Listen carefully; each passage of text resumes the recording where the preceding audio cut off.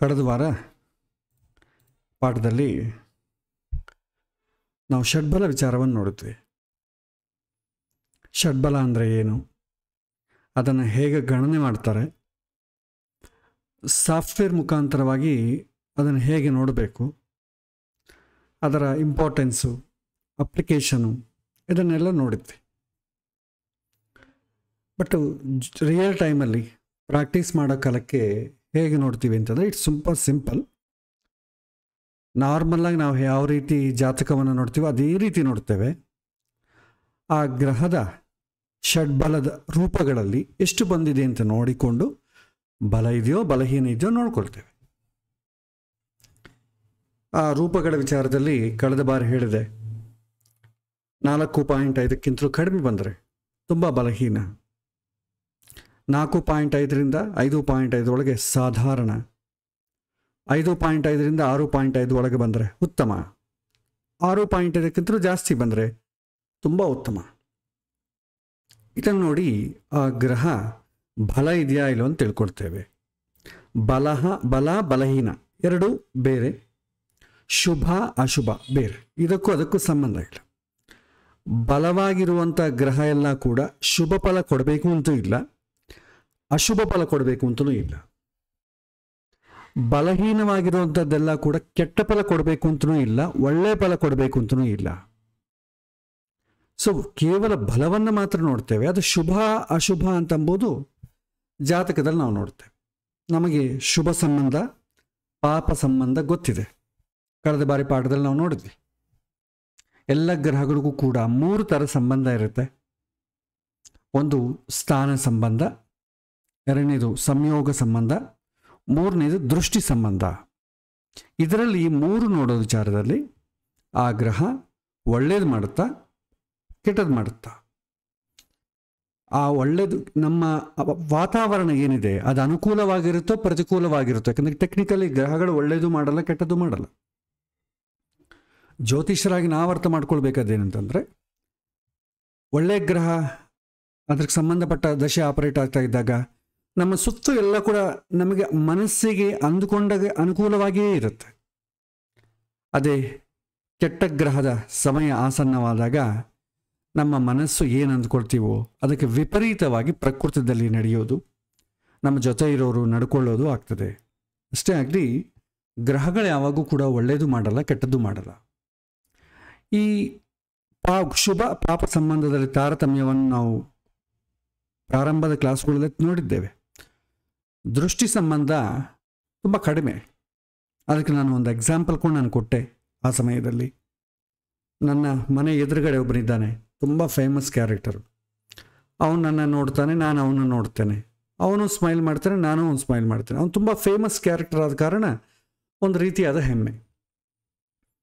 ಅದೇ ಅಂಥ famous character ಜೊತೆ ದಿನಾಗೂ ವಾಕಿಂಗ್ ಹೋಗಿ ಬಂದರೆ ಹೆಂಗಾಗ್ತದೆ?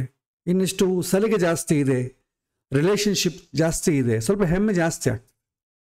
ನಾವು ಅವ್ರ ಮನೆಯಲ್ಲೇ ಇದ್ದೀವಿ ಅಂದ್ಕೊಳ್ಳಿ, ಬಾಡಿಗೆಗೂ ಅವ್ರ ಮನೆಯಲ್ಲೇ ಬಂದು ಬಳಗರಾಗಿ ಇದ್ದೀವಿ ಅಂದ್ಕೊಳ್ಳಿ, ಅದು ಇನ್ನೂ ಜಾಸ್ತಿ ಹೆಮ್ಮೆ. ಸೊ ಒಂದೊಂದು ಸ್ಥಿತಿಯಲ್ಲಿ ಇಂಟೆನ್ಸಿಟಿ ಜಾಸ್ತಿ ಆಗ್ತದೆ.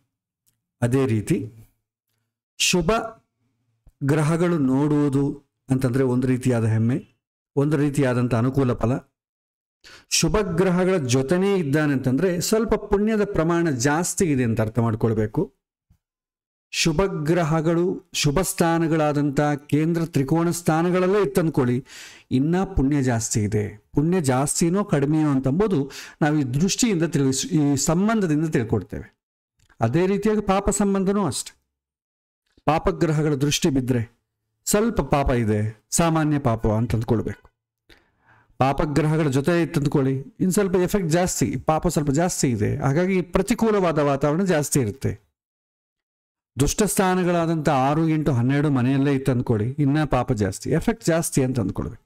ಇಂಟೆನ್ಸಿಟಿ ತುಂಬ ಜಾಸ್ತಿ ಇರುತ್ತೆ. ಈ ರೀತಿ ಶುಭ ಪಾಪ ಸಂಬಂಧಗಳ ಅನುಗುಣವಾಗಿಯೇ ನಾವು ಫಲವನ್ನು ಹೇಳ್ತೇವೆ. ಶುಭ ಇದೆ ಪಾಪ ಇದೆ ಸೂಚನೆ ಅಂತೂ ಮಾಡ್ತದೆ. ಅದು ಎಷ್ಟು ಬಲ ಇದೆ ಅಂತಂಬುದು ಷಡ್ಬಲದಲ್ಲಿ ನೋಡಿ ತಿಳ್ಕೊಳ್ತೇವೆ. ಓಕೆ, ಸೊ ಹೀಗೆ ನಾವು ಷಡ್ಬಲವನ್ನು ಶುಭ ಪಾಪ ಸಂಬಂಧಕ್ಕೆ ಅನುಗುಣವಾಗಿ ನಾವು ಪ್ರಿಡಿಕ್ಟ್ ಮಾಡಬೇಕಾಗ್ತದೆ. ಇದನ್ನು ನಾವು ಕಳೆದ ಬಾರಿ ನೋಡಿದ್ವಿ. ನಾವು ಒಂದು ಎಕ್ಸಾಂಪಲ್ಗೆ ಬರೋಣ. ಒಬ್ಬ ವಿದ್ಯಾರ್ಥಿ ಕೇಳಿದಂಥ ತನ್ನನ್ನು ಯಾರೋ ಕೇಳಿದಂಥ ಪ್ರಶ್ನೆಯನ್ನು ನಾವು ಇವತ್ತು ಡಿಸ್ಕಸ್ ಮಾಡೋಣ. ಇದರ ಜೊತೆ ಜಾತಕವನ್ನು ಹೇಗೆ ನೋಡೋದು ಬರಬೇಕು. ಸಾಮಾಜಿಕವಾಗಿ ಕೆಲವಿನ ತೊಂದರೆಗಳಿಗೆ ಅವೇರ್ನೆಸ್ಸು ನಮಗೆ ಬರಬೇಕು, ಸಮಾಜಕ್ಕೂ ಅವೇರ್ನೆಸ್ ಕೊಡಬೇಕು, ಎಲ್ಲ ಕೂಡ ಒಟ್ಟಿಗೆ ಆಗಬೇಕು. ಸೊ ಸಾಮಾನ್ಯವಾಗಿ ಒಳ್ಳೆ ಜ್ಯೋತಿಷ್ಯರ ಲಕ್ಷಣ ಏನು ಅಂತಂದರೆ, ಯಾರೇ ಆಗಲಿ ಪ್ರಶ್ನೆ ಕೇಳಿದರೆ ಮಾತ್ರವೇ ಉತ್ತರ ಕೊಡಬೇಕು, ಅದರ ಬಗ್ಗೆ ಉತ್ತರ ಕೊಡಲಿಕ್ಕೆ ಹೋಗಬೇಡಿ. ಯಾಕಂದರೆ ಸಾಮಾಜಿಕವಾಗಿ ಜ್ಯೋತಿಷ್ಯದಲ್ಲಿ ಇರುವಂಥ ಸೂತ್ರವೇ ಹಾಗೆ. ಮಹಾಮುನಿಗಳೆಲ್ಲ ತಗೊಳ್ಳಿ, ಅವ್ರಿಗೆಲ್ಲವೂ ಗೊತ್ತಿದ್ರೂ ಕೂಡ ಅವನಾಗಿ ಯಾರಾದರೂ ಪ್ರಶ್ನೆ ಕೇಳಿದ್ರೇ ಎಷ್ಟು ಉತ್ತರ ಕೊಡಬೇಕೋ ಅಷ್ಟೇ ಕೊಡ್ತಿದ್ರು, ಜಾಸ್ತಿ ಕೊಡ್ತಿದ್ದಿಲ್ಲ. ಎಷ್ಟು ಬೇಕೋ ಅಷ್ಟೇ ಹೇಳೋದೇ ತುಂಬ ಕ್ಷೇಮ. ಜಾಸ್ತಿ ಎಕ್ಸಾಗ್ರೇಟ್ ಮಾಡಿ ಹೇಳಿದ್ರು, ಏನೋ ನಮಗೆ ಜ್ಯೋತಿಷ್ಯ ನಮಗೆ ಎಫಿಷಿಯನ್ಸಿ ಜಾಸ್ತಿ ಇದೆ ಅಂತ ತೋರಿಸಿಕೊಳ್ಳಬೇಕು ಅಂತ ಜಾಸ್ತಿ ಹೇಳಿದ್ರು ತೊಂದರೆ ಆಗ್ತದೆ. ಅವನಿಗೆ ಸರಿಯಾಗಿ ನಾವು ಅಡ್ರೆಸ್ ಮಾಡದೆ ಏನೋ ಒಂದು ಹೇಳಿ ಬಿಟ್ಬಿಟ್ರೂ ತಪ್ಪಾಗ್ತದೆ. ಹಾಗಾಗಿ ಅವನು ಏನು ಪ್ರಶ್ನೆ ಕೇಳ್ತಾನೆ ಅದಕ್ಕೆ ಅಡ್ರೆಸ್ ಮಾಡಿದ್ರೆ ಸಾಕು, ಅವನಲ್ಲಿ ಸ್ವಲ್ಪ ಚೈತನ್ಯ ತುಂಬುವಂಥ ಕೆಲಸ ಮಾಡಬೇಕು.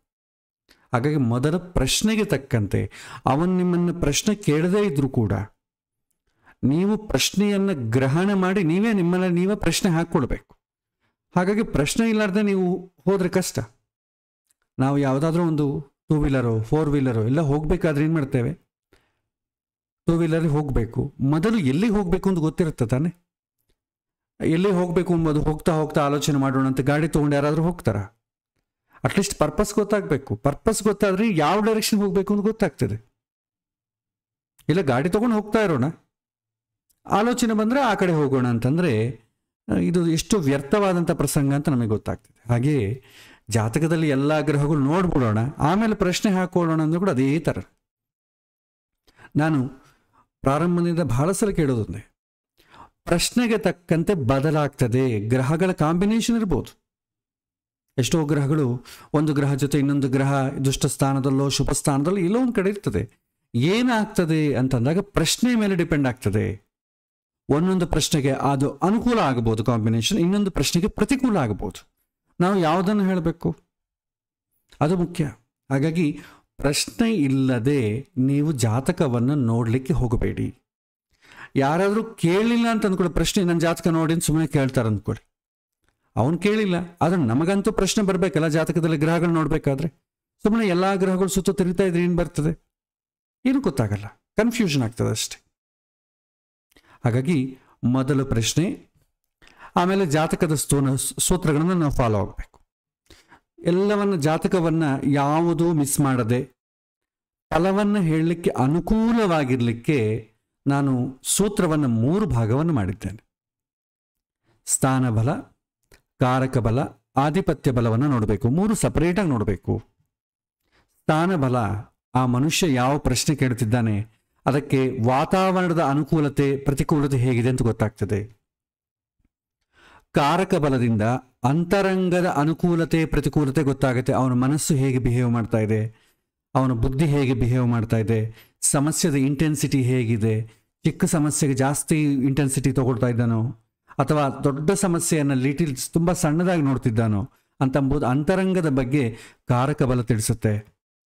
ಆಧಿಪತ್ಯ ಬಲ ವಿಧಿ ಹೇಗಿದೆ, ಹೇಗೆಂತಂದರೆ ವಿಧಿ ಅಂತಂದರೆ ಏನು, ಪ್ರಾರಬ್ಧ. ಆ ಪ್ರಾರಬ್ಧ ಈ ಜನ್ಮದಲ್ಲಿ ಅವನಿಗೆ ಪ್ರಕೃತಿ ಅನುಕೂಲವಾಗಿ ಮಾಡ್ತದೋ ಪ್ರತಿಕೂಲವಾಗಿ ಮಾಡ್ತದೋ, ಪುಣ್ಯ ಎಷ್ಟಿದೆ ಪಾಪ ಎಷ್ಟಿದೆ, ಈ 3 ಕ್ಯಾಟಗರೈಸೇಷನ್ ನೋಡಬೇಕು. ಸ್ಥಾನ ನಿಮಗೆ ನಿಮ್ಮ ಪ್ರಶ್ನೆಗೆ ತಕ್ಕಂತೆ ವಾತಾವರಣದ ಬಗ್ಗೆ ತಿಳ್ಕೊಳ್ಬೇಕಾದ್ರೆ ಸ್ಥಾನ ಬಲ ನೋಡಿ. ಅವನ ಅಂತರಂಗದಲ್ಲಿ ಅದರ ಬಗ್ಗೆ ಏನು ಅನ್ಕೊಂತಾ ಇದ್ದಾನೆ ಅಂತ ಕಾರಕ ಬಲ ನೋಡಿ. ಇಲ್ಲ ಅವನಿಗೆ ಅನುಕೂಲ ಆಗುತ್ತೋ ಪ್ರತಿಕೂಲ ಆಗುತ್ತೋ, ಪುಣ್ಯ ಇದೆಯೋ ಪಾಪ ಇದೆಯೋ ತಿಳ್ಕೊಳ್ಬೇಕಾದ್ರೆ ಆಧಿಪತ್ಯ ಬಲವನ್ನು ನೋಡಿ. ಇದು ಸಿಸ್ಟಮ್ಯಾಟಿಕ್ಕಾಗಿ ಒಂದು ಫಾರ್ಮ್ಯಾಟಾಗಿ ಬರಬೇಕು. ನಾವು ಜ್ಯೋತಿಷ್ಯ ಪ್ರಾರಂಭ ಆದಾಗಿಂದ ಅದೇ ಫಾರ್ಮ್ಯಾಟಲ್ಲಿ ಹೇಳ್ತಾ ಇದ್ದೇವೆ. ಸೊ ಹಾಗಾಗಿ ಜಾತಕವನ್ನು ನೋಡೋ ಕಾಲ ಕೂಡ ಅದೇ ಫಾರ್ಮ್ಯಾಟಲ್ಲಿ ನೋಡಿ. ಯೋಗ ಇದೆಯಾ ಇಲ್ವಾ ಅಂತಂಬುದು ಗೊತ್ತಾಗೋದೇ ಜಾತಕದಲ್ಲಿ ಸ್ಥಾನಬಲ, ಕಾರಕ ಬಲ, ಆಧಿಪತ್ಯ ಬಲವನ್ನು ಅರ್ಥ ಮಾಡಿಕೊಳ್ಳೋದ್ರಿಂದ. ಯೋಗ ಇದೆಯಾ ಇಲ್ಲವಾ, ಯೋಗ ಇಲ್ಲದ್ರೆ ಏನು ಮಾಡೋಕ್ಕೂ ಆಗಲ್ಲ. ಯೋಗ ಇದೆ ಅಂತಂದರೆ ನನಗೆ ಯಾವಾಗ ಅನುಕೂಲ ಅಂತಂಬೋ ಪ್ರಶ್ನೆ ಬರುತ್ತೆ. ಯಾವಾಗ, ವೆನ್. ಅದಕ್ಕೆ ನಾವೇನು ಮಾಡ್ತೇವೆ, ದಶಾ ಗೋಚಾರ ನೋಡ್ತೇವೆ. ಗೋಚಾರ ನೋಡಿ ವ್ಯಾಲ್ಯೂ ಜಡ್ಜ್ಮೆಂಟ್. ಕೊನೆಯದಾಗಿ ಅವನ ಪ್ರಶ್ನೆಗೆ ತಕ್ಕಂತೆ ನಾವು ಉತ್ತರವನ್ನು ರೆಡಿ ಮಾಡಿ ಕೊಡಬೇಕು. ಇದು ಸೂತ್ರ. ಇದನ್ನು ಮಿಸ್ ಮಾಡಿಬಿಟ್ರೆ ಏನಾಗ್ತದೆ ಅಂದರೆ ನಮಗೆಲ್ಲ ಕಾನ್ಸೆಪ್ಟ್ಸು ಗೊತ್ತಿರುತ್ತೆ, ಎಲ್ಲಿ ಅಪ್ಲೈ ಮಾಡಬೇಕೋ ಗೊತ್ತಿರಲ್ಲ. ಸೊ ಹಾಗಾಗಿ ಈ ಮೂಲಭೂತವಾದಂಥ ಈ ಫಾರ್ಮ್ಯಾಟನ್ನು ಮಾತ್ರ ಯಾರೂ ಮರಿಬೇಡಿ. ಇದು ನಮ್ಮ ಅನುಕೂಲಕ್ಕಾಗಿ ನಮ್ಮ ಮನಸ್ಸು ಬುದ್ಧಿ ಸ್ಟ್ರೀಮ್ ಲೈನ್ ಹೋಗಲಿಕ್ಕೆ ನಾವು ಮಾಡಿಕೊಂಡಿರುವಂಥದ್ದು. ಇದು ಚೆನ್ನಾಗಿ ಬಂದ್ಬಿಡ್ತು ಅಂದ್ಕೊಳ್ಳಿ, ಆಮೇಲೆ ನೀವು ಯಾವ್ದು ನೋಡ್ರೂ ಪರವಾಗಿಲ್ಲ. ಹಾಗಾಗಿ ಪ್ರಶ್ನೆ, ಆಮೇಲೆ ಜಾತಕದಲ್ಲಿ ಯೋಗ ಇದೆಯೋ ಇಲ್ವೋ ಅಂತಂಬೋದು ಸೂತ್ರದ ಹಿಡಿದು ತಿಳ್ಕೊಳ್ತೇವೆ. ಆಮೇಲೆ ಯಾವಾಗ ಅಂತಂಬೋ ಪ್ರಶ್ನೆ ಬಂದಾಗ ದಶಾ ಮತ್ತು ಗೋಚಾರ ನೋಡ್ತೇವೆ. ಫೈನಲಿ ಅವನಿಗೆ ಏನು ಬೇಕು, ಅವನಿಗೆ ಮಾರ್ಗದರ್ಶನ ಮಾಡಬೇಕಲ್ಲ, ಯಾವ ಕಡೆ ಹೋಗಬೇಕು ಅಂತ. ಆ ಮಾರ್ಗದರ್ಶನ ಫೈನಲಿ ವ್ಯಾಲ್ಯೂ ಜಡ್ಜ್ಮೆಂಟ್. ಅದಕ್ಕೇನಾದರೂ ರೆಮಿಡೀಸ್ ಇದ್ದರೆ ರೆಮಿಡೀಸ್ ಹೇಳ್ತೇವೆ, ಅಥವಾ ಮೆಂಟಲಿ ಅವನ್ನ ಪ್ರಿಪೇರ್ ಮಾಡಿ ಒಂದು ಧೈರ್ಯವನ್ನು ತುಂಬೋ ಕೆಲಸ ಇದ್ದರೆ ಧೈರ್ಯವನ್ನು ತುಂಬ್ತೇವೆ. ಸೊ ಈ ರೀತಿ ನಾವು ಜಾತಕದ ಫಾರ್ಮ್ಯಾಟನ್ನು ನೋಡಬೇಕು. ಇದನ್ನು ಎಲ್ಲಿ ಮಿಸ್ ಮಾಡಬೇಡಿ. ಇದು ಮಿಸ್ ಮಾಡಿದ್ರೆ ಏನಾಗ್ತದೆ ಅಂದರೆ ನೀವು ಪ್ರಶ್ನೆ ಕೇಳ್ಬೋದು, ನಾನು ಉತ್ತರ ಹೇಳ್ಬಿಡ್ತೇನೆ. ಯಾಕೆಂದರೆ ನೀವು ಪ್ರಶ್ನೆ ಕೇಳ್ಕೊಂಡು ನಾನು ಇದೇ ಫಾರ್ಮ್ಯಾಟಲ್ಲೇ ನೋಡ್ತೇನೆ, ಅದಕ್ಕೆ ನಂಗೆ ಉತ್ತರ ಹೇಳೋದು ಬರ್ತದೆ. ಆದರೆ ನಾನು ಉತ್ತರ ಹೇಳೋದ್ರನ್ನು ನೋಡಿ ನೀವು ಹೇಳಲಿಕ್ಕೆ ಆಗೋದಿಲ್ಲ. ನಿಮಗೆ ಎಷ್ಟು ಕಲಿತರೂ ಕೂಡ ಸ್ಟಿಲ್ ಕನ್ಫ್ಯೂಸಿಂಗ್ ಇರುತ್ತೆ. ಹಾಗಾಗಿ ಇದನ್ನು ಅರ್ಥ ಮಾಡಿಕೊಳ್ಳಿಕ್ಕೆ ಪ್ರಯತ್ನ ಮಾಡಿ. ಒಂದು ಪ್ರಶ್ನೆ ಏನಂತಂದರೆ, ಈ ಪ್ರಶ್ನೆ ತುಂಬ ನಾವು ಜಾಗರೂಕವಾಗಿ ನೋಡಬೇಕಾದಂಥ ಪ್ರಶ್ನೆ. ಕೇವಲ ಜಾತಕದಲ್ಲಿ ಗ್ರಹಗಳ ಕಾಂಬಿನೇಷನ್ ನೋಡಿ ಜಾತಕ ನೋಡೋದು ಒಂದೇ ಅಲ್ಲ, ನಮಗೆ ಉತ್ತರ ಕೊಡಲಿಕ್ಕೆ ಬರಬೇಕು, ಆ ಪ್ರಶ್ನೆಯನ್ನು ಹಿಡ್ಕೊಳ್ಳಿಕ್ಕೂ ಬರಬೇಕು. ಅದು ಬಂದ್ರೇ ನಮ್ಗೆ ಅನುಕೂಲ. ಇಲ್ಲದ್ರೆ ಸುಮ್ಮನೆ ಏನೋ ಗ್ರಹಗಳು ನೋಡ್ತಾ ಇದ್ದೇವೆ ಅಂತಂದರೆ ಪ್ರಯೋಜನ ಇಲ್ಲ. ಈ ಪ್ರಶ್ನೆ ವ್ಯಸನಗಳಿಗೆ ಸಂಬಂಧಪಟ್ಟ ಪ್ರಶ್ನೆ. ಪ್ರಶ್ನೆ ಹೀಗಿದೆ, ಪಾಪ ಒಂದು ಒಳ್ಳೆ ಹುಡುಗ ಚೆನ್ನಾಗಿ ಓದ್ಕೊಂಡಿದ್ದಾನೆ. ಪಾಪ ತಂದೆ ತಾಯಿಗಳು ಚೆನ್ನಾಗಿ ಓದಿಸಿದ್ದಾರೆ. ಒಳ್ಳೆ ಹುಡುಗ ಚೆನ್ನಾಗಿ ಓದಿಸಿದ ಮೇಲೆ ಒಂದು ಇಂಜಿನಿಯರಿಂಗ್ ಅಂತ ಅದು ಮಾಡ್ಕೊಂಡಿದ್ದಾನೆ. ಆಮೇಲೆ ಸಾಮಾನ್ಯ ಚೆನ್ನಾಗಿ ಓದಿಕೊಳ್ಳೋದು, ಯಾವುದೋ ಒಂದು ಉದ್ಯೋಗವನ್ನು ಸಂಪಾದನೆ ಮಾಡೋದು, ಒಂದು ಒಳ್ಳೆ ಸಾಫ್ಟ್ವೇರ್ ಕಂಪ್ನಿಯಲ್ಲಿ ಸೆಲೆಕ್ಟ್ ಆಗಿದ್ದಾನೆ. ಒಳ್ಳೆ ಪೊಸಿಷನಲ್ಲಿ ಇದ್ದಾನೆ.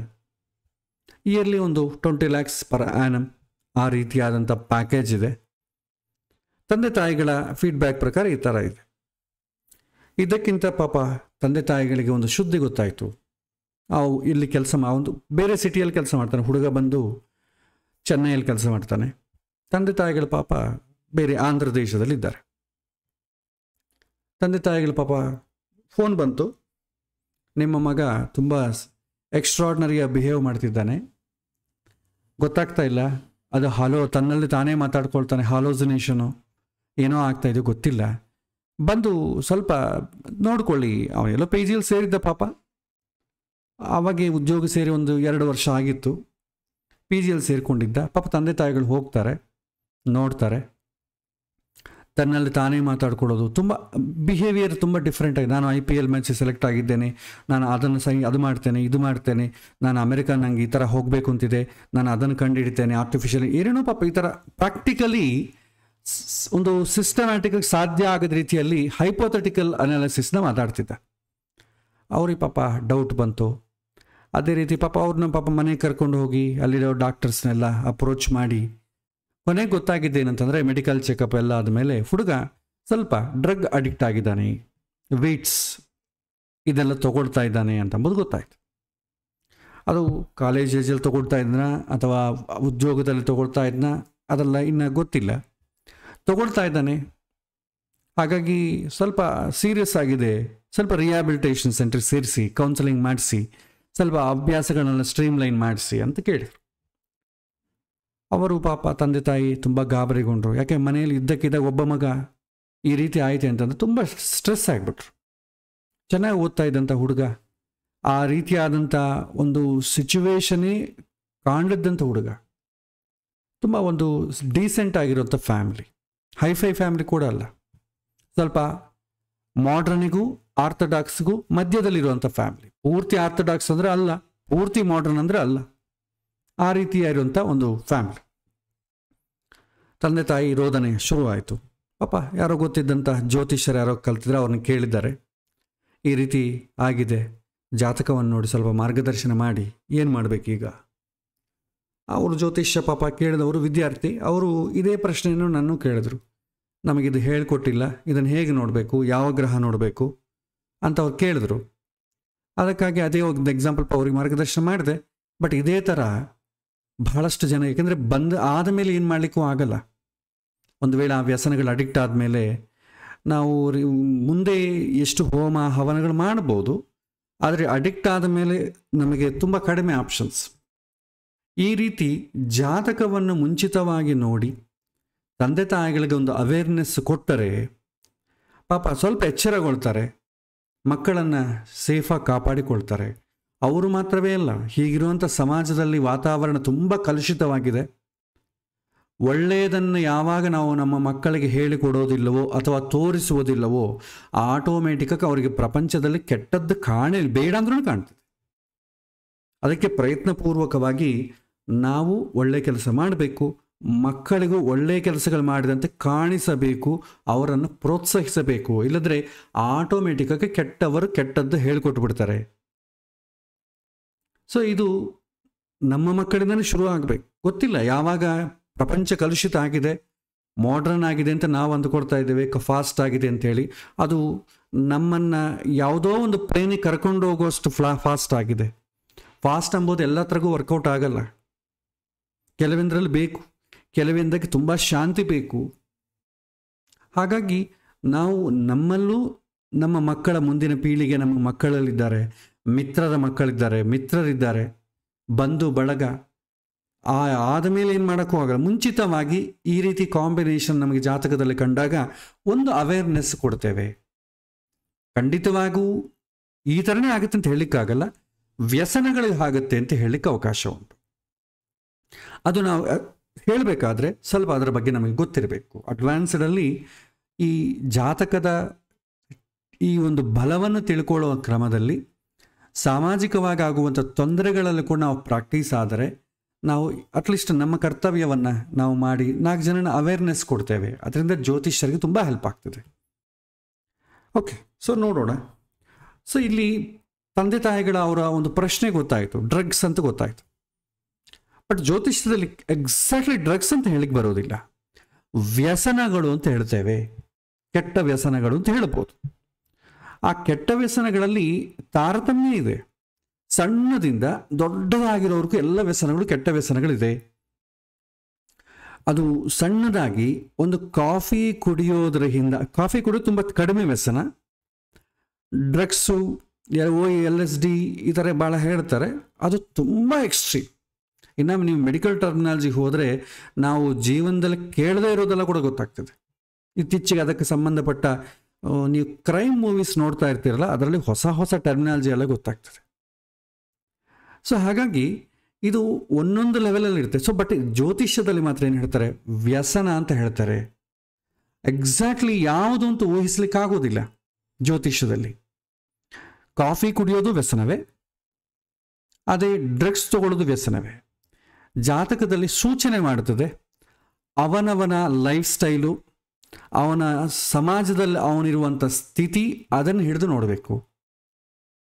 ಒಬ್ಬ ಸಾಮಾನ್ಯ ಒಬ್ಬ ರೈತರ ಕುಟುಂಬ ಅಂತ ಅಂದ್ಕೊಳ್ಳಿ.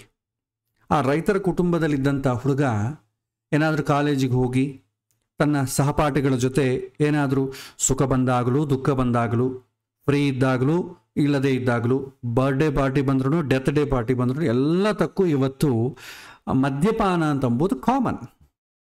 ಕೆಲವೊಂದು ಜನ ದುಃಖ ಬಂದರೆ ಕುಡಿತಾರೆ, ಕೆಲವೊಂದು ಜನ ಸುಖ ಬಂದರೆ ಕುಡಿತಾರೆ, ಕೆಲವೊಂದು ಜನ ಏನಾದರೂ ಅಚೀವ್ ಮಾಡಿದ್ರೆ ಕುಡ್ತಾರೆ, ಕೆಲವೊಂದು ಜನ ಅಚೀವ್ ಮಾಡದೇ ಇದ್ರು ಕುಡ್ತಾರೆ. ಎಲ್ಲದರಲ್ಲೂ ಕಾಮನ್ ಏನಂತಂದ್ರೆ ಕುಡಿಯೋದು.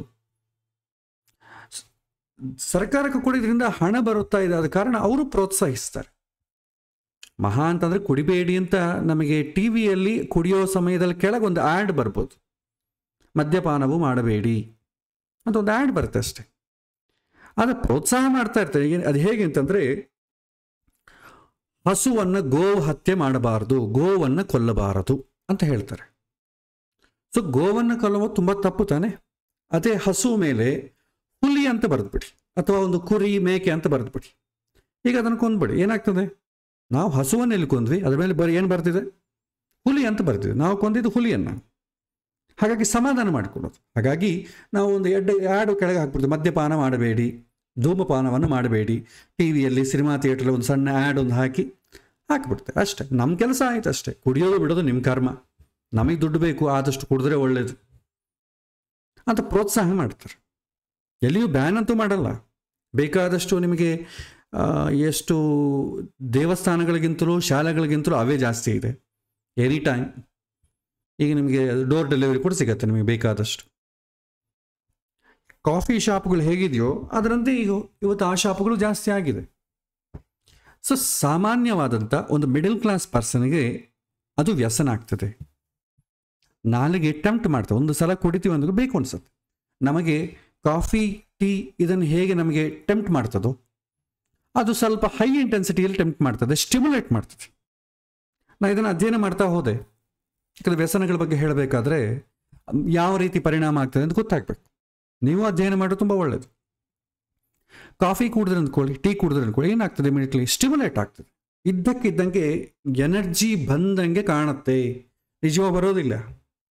ಒಂದು 1 ಅವರಲ್ಲಿ ತುಂಬ ಎನರ್ಜಿ ಹೈ ಆನಂದ ಕಾಣುತ್ತದೆ. 1 ಅವರ್ ಆದ ಮೇಲೆ ಎಷ್ಟು ಆನಂದ ಆಯಿತೋ ಅಷ್ಟೇ ವೀಕ್ ಆಗಿಬಿಡ್ತೇವೆ, ಟಯರ್ಡ್ ಆಗಿಬಿಡ್ತೇವೆ.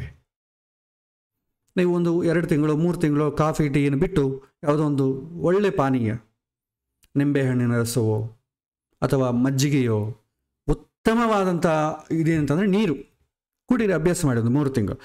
ನಿಮ್ಗೆ ಏನಾಗ್ತದೆ? ಬಹಳ ಆನಂದ ಆಗ್ತದೆ. ನಿಮಗೆ ಸ್ಟಿಮ್ಯುಲೇಟು ಆಗಲ್ಲ, ಅಟ್ ದ ಸೇಮ್ ಟೈಮ್ ಡಿಸ್ಟಿಮ್ಯುಲೇಟು ಆಗಲ್ಲ, ವೀಕ್ನೆಸ್ಸು ಬರಲ್ಲ. ಇದ್ದಕ್ಕಿದ್ದ 1 ಗಂಟೆ ತುಂಬ ಆನಂದವಾಗಿ ಎಕ್ಸಾಗರೇಟ್ ಮಾಡಿಬಿಡ್ತದೆ ಮನಸ್ಸನ್ನು, ಎಲ್ಲೋ ಒಂದು ಪ್ರಪಂಚಕ್ಕೆ ಕರ್ಕೊಂಡು ಹೋಗ್ತದೆ. ಅದು ಫ್ರೆಂಡ್ಸ್ ಜೊತೆ, ಬಂಧು ಬಳಗ ಜೊತೆ ನೀವು ಒಂದು ಕಾಫಿಯೋ ಟೀಯೋ ಹಂಚಿಕೊಂಡು ಕುಡಿತಾ ಇದ್ದರೆ ಆ ಆನಂದವೇ ಬೇರೆ. ಕಾಫಿ ಟೀ ಏನು ಕೆಟ್ಟದ್ದಲ್ಲ. ಬ್ರಿಟಿಷರು ಬಂದ ನಂತರ ನಮ್ಮ ದೇಶಕ್ಕೆ ಇಂಟ್ರಡ್ಯೂಸ್ ಆಗಿದ್ದು ಈ ಕಾಫಿ ಟೀ. ಅದೇನು ಕೆಟ್ಟದಲ್ಲ, ಇವತ್ತು ಕಾಮನ್ ಅದು. ಯಾಕಂದರೆ ಅದರಲ್ಲಿ ತುಂಬ ಕಡಿಮೆ ಇರುತ್ತೆ, ಜಾಸ್ತಿ ಸ್ಟಿಮ್ಯುಲೇಟ್ ಮಾಡೋಕ್ಕೆ ಹೋಗಲ್ಲ. ಜಾಸ್ತಿ ಕುಡಿದ್ರೆ ಮಹಾ ಅಂದರೆ ಒಂದು ಆ್ಯಸಿಡಿಟಿ ಆಗ್ಬೋದು, ಗ್ಯಾಸ್ಟ್ರಿಕ್ ಸಂಬಂಧಪಟ್ಟ ತೊಂದರೆಗಳು ಬರ್ಬೋದು. ಅದಕ್ಕೆ ನಾವು ಪ್ರತ್ಯಾಮ್ನಾಯಗಳು ಹುಡುಕ್ತೇವೆ. ಶುಗರ್ ಬಂದರೆ ನಾವು ಸಕ್ಕರೆ ಹಾಕಿಕೊಳ್ಳಂಗೆ ಕುಡಿತೇವೆ, ಇನ್ನು ಕೆಲವೊಂದು ಜನ ಹಾಲು ಹಾಕಿಕೊಳ್ಳಂಗೆ ಕುಡಿತಾರೆ. ಇದನ್ನು ನಾವು ಅದಕ್ಕೆ ನಮ್ಮ ಶರೀರ ಸಂಬಂಧಪಟ್ಟು ನಾವು ಚೇಂಜ್ ಮಾಡಿಕೊಳ್ತಾ ಇರ್ತೇವೆ. ಇದು ತುಂಬ ಕಡಿಮೆ. ನಮ್ಮ ಮಿಡಲ್ ಕ್ಲಾಸ್ ಪೀಪಲ್ ಹೋದರೆ ಸ್ವಲ್ಪ ಮದ್ಯಪಾನ ಮಾಡ್ಬೋದು. ಸ್ವಲ್ಪ ಹೈ ಕ್ಲಾಸ್ ಹುಡುಗರು, ಸ್ವಲ್ಪ ಅವನ ಸ್ಟೇಟಸ್ ಮಿಡಲ್ ಕ್ಲಾಸಿಂದ ಮಿಡಲ್ ಹೈ ಕ್ಲಾಸ್ ಆಯ್ತು ಅಂದ್ಕೊಳ್ಳಿ, ಸ್ವಲ್ಪ ಒಂದು ಒಳ್ಳೆ yearly 1 lakh 2 lakh per annum ಸಂಬಳ ಇದ್ದರೆ ಅವ್ರು ಏನು ಮಾಡ್ತಾರೆ, ಸ್ವಲ್ಪ ಕಾಸ್ಟ್ಲಿಯೆಸ್ಟ್ ಮದ್ಯಪಾನವನ್ನು ಕುಡಿತಾರೆ. ಅದನ್ನು ಸ್ವಲ್ಪ ಜಾಸ್ತಿ ಸ್ಟಿಮ್ಯುಲೆಂಟ್ ಆಗ್ತದೆ, ಅದರಲ್ಲಿ ಸೋ ಮೆನಿ ವೆರೈಟೀಸ್ ಇರುತ್ತೆ, ಅದನ್ನು ಕುಡಿತಾರೆ. ಇನ್ನು ಇನ್ಸ್ಟಂಟಾಗಿ ಎನರ್ಜಿ ಬೇಕು, ಆವಾಗ ಏನು ಮಾಡ್ತಾರೆ, ಡ್ರಗ್ಸ್ ತೊಗೊಳ್ತಾರೆ. ಡ್ರಗ್ಸ್ ಎಂಬುದು ಬ್ಯಾನ್ ಇದೆ. ನಿಮಗೆ ಮದ್ಯಪಾನ ಏನು ಬ್ಯಾನ್ ಇಲ್ಲ, ಆದ ಕಾರಣ ಅದನ್ನು ತೊಗೊಳ್ಬೋದು ಸೇಫಾಗಿ, ನಿಮ್ಮನ್ನು ಯಾರು ಏನನ್ನಲ್ಲ. ಅದಕ್ಕಿಂತಲೂ ಜಾಸ್ತಿ ಸ್ಟಿಮ್ಯುಲೆಂಟ್ ಆದರೆ, ಇನ್ ಕೇಸ್ ಯಾವುದು ತಗೊಳ್ಳೋದ್ರಿಂದ ಮನುಷ್ಯನ ಜೀವನ ಇದ್ದಕ್ಕಿದ್ದಾಗ ಹಾಳು ಆಗುತ್ತೆ ಅಂಥದ್ದು ಸರ್ಕಾರ ಬ್ಯಾನ್ ಮಾಡಿದೆ. ಅದರಲ್ಲಿ ಈ ಡ್ರಗ್ಸ್ ಇದೆಲ್ಲ ಕೂಡ ಸಾಮಾನ್ಯವಾದಂಥ ಜನಗಳಿಗೆ ಅವೈಲಬಿಲಿಟಿ ಇಲ್ಲ. ಅವನು ಅದನ್ನು ತಗೊಳ್ಬೇಕು ಅಂತಂದರೆ ಇಲ್ಲಿಗೆಲ್ಲ ಪರ್ಚೇಸ್ ಮಾಡಬೇಕು. ಇಲ್ಲಿಗೆಲ್ಲ ಪರ್ಚೇಸ್ ಮಾಡಬೇಕಾದ್ರೆ ಆ ಒಂದು ಸ್ಟೇಟಸಲ್ಲಿ ಇರಬೇಕು, ಹಣ ಜಾಸ್ತಿ ಇರಬೇಕು, ಆ ಥರದ ಸ್ನೇಹಿತರಿರಬೇಕು, ಅವೈಲಬಿಲಿಟಿ ಅಂಥವ್ರಿಗೆ ಸಿಗುತ್ತೆ. ಸಾಮಾನ್ಯ ಜನಕ್ಕೆ ಅವೈಲಬಿಲಿಟಿ ಇಲ್ಲ, ಅದಕ್ಕೆ ತುಂಬ ಸೇಫ್ಟಿಯಾಗಿ ನಡೀತದೆ. ಸೊ ಇಲ್ಲಿ ವ್ಯಸನ ಅಂತ ಅಂಬೋದು ಮಾಮೂಲಾಗಿ ಎಲ್ಲದರಲ್ಲೂ ಇರ್ತದೆ. ಆದರೆ ಅವನ ಸೋಷಿಯಲ್ ಕಂಡೀಷನ್, ಅವನ ಎಕನಾಮಿಕ್ ಕಂಡೀಷನ್ ಮೇಲೆ ಹಿಡಿದು ಅದು ಇಂಟೆನ್ಸಿಟಿ ಜಾಸ್ತಿ ಆಗಬಹುದು. ತುಂಬ ಜಾಸ್ತಿ ಹಣ, ಸಿನಿಮಾ ಆ್ಯಕ್ಟರ್ಸು, ಬೇಕಾದಷ್ಟು ರಾಜಕಾರಣಿಗಳು, ಅವ್ರ ಮಕ್ಕಳು ಆ ಲೆವೆಲ್ ಇದ್ದಂದ್ಕೊಳ್ಳಿ, ಅವನು ಸಣ್ಣ ಒಂದು ಕಾಫಿಯಿಂದ ಆನಂದ ಪಡೋದಾಗಲಿ, ಒಂದು ಮದ್ಯಪಾನದಿಂದ ಆನಂದ ಅದಕ್ಕಿಂತಲೂ ಜಾಸ್ತಿ ಬೇಕು ಅಂತ ಬಯಸ್ತಾನೆ. ಯಾಕಂದರೆ ಹಣ ಜಾಸ್ತಿ ಯಾಕೆ, ಜಾಸ್ತಿ ಸುಖ ಪಡಲಿಕ್ಕಲ್ವ, ಜಾಸ್ತಿ ಬಯಸ್ತಾರೆ. ಅದೇ ಒಂದು ಸಾಮಾನ್ಯ ಮಿಡಲ್ ಕ್ಲಾಸ್ ಪರ್ಸನ್ ಇರೋನು, ಅವನು ಪಾಪ ಏನೋ ಒಂದು 150-200 ರೂಪಾಯಿಗೆ ಯಾವ್ದು ಸಿಗುತ್ತೋ ಅದನ್ನು ಕುಡಿತಾನೆ. ಅದರಲ್ಲಿ ನಿಮಗೆ ಡ್ರಗ್ಸು ಅಷ್ಟು ಅದೆಲ್ಲ ಆಕ್ಸೆಸಬಲ್ ಇರಲ್ಲ. ಯಾಕೆ ಇದೆಲ್ಲ ಹೇಳ್ತಾ ಇದ್ದೇನೆ ಅಂತಂದರೆ, ಜಾತಕದಲ್ಲಿರುವಂಥ ಗ್ರಹಗಳು ವ್ಯಸನ ಅಂತ ಸೂಚನೆ ಮಾಡ್ತದೆ. ನೀವು ಅವರ ಸೋಷಿಯಲ್ ಕಂಡೀಷನ್ಸ್, ಅವನ ಆ್ಯಟಿಟ್ಯೂಡ್, ಅವನು ಹೇಗೆ ಆಲೋಚನೆ ಮಾಡ್ತಾನೆ, ಯಾವ ರೀತಿ ಫ್ರೆಂಡ್ಸ್ ಸಹವಾಸ ಇದೆ ಅಂತಂಬುದರ ಮೇಲೆ ಎಷ್ಟು ದೊಡ್ಡದಾದಂಥ ವ್ಯಸನ ಇರಬಹುದು ಅಂತ ನೀವು ಊಹಿಸಬೇಕೇ ಹೊತ್ತು, ಗ್ರಹಗಳಿಂದ ಹಿಡಿದು ಈ ಮದ್ಯಪಾನಕ್ಕೆ ಈ ಗ್ರಹ, ಅದಕ್ಕಿಂತಲೂ ಜಾಸ್ತಿ ಡ್ರಗ್ಸ್ ತಗೊಳ್ಬೇಕಾದ್ರೆ ಈ ಗ್ರಹ, ಅದು ಉಚ್ಚ ಸ್ಥಾನದಲ್ಲಿದೆ ಡ್ರಗ್ಸ್ ತಗೊಳ್ತಾನೆ, ಸಾಮಾನ್ಯವಾಗಿದೆ ಚೀಪ್ ಲಿಕ್ಕರ್ ತಗೊಳ್ತಾನೆ, ಇದು ಹೇಳಿಕ್ಕೆ ಬರೋದಿಲ್ಲ. ಈ ಥರ ಊಹಿಸ್ಲಿಕ್ಕೆ ಹೋಗಬೇಡಿ.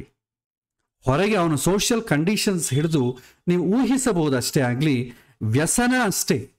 ಕಾಫಿ ಕುಡಿಯೋದು ಕೂಡ ವ್ಯಸನ ಇದ್ದಂಗೆ ಸೂಚನೆ ಮಾಡ್ತದೆ.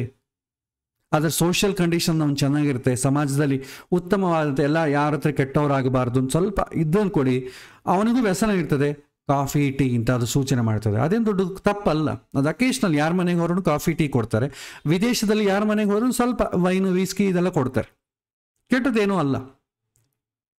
ನಮ್ಮ ಅನಿಸಿಕೆಗಳು, ನಮ್ಮ ಆಟಿಟ್ಯೂಡು, ಸಾಮಾಜಿಕ ವ್ಯವಹಾರಗಳಿಂದ ಹಿಡಿದು ಅದು ತಪ್ಪ ರೈಟ ಅಂತ ಹೇಳ್ಬೋದು ಅಷ್ಟೇ ಆಗಲಿ.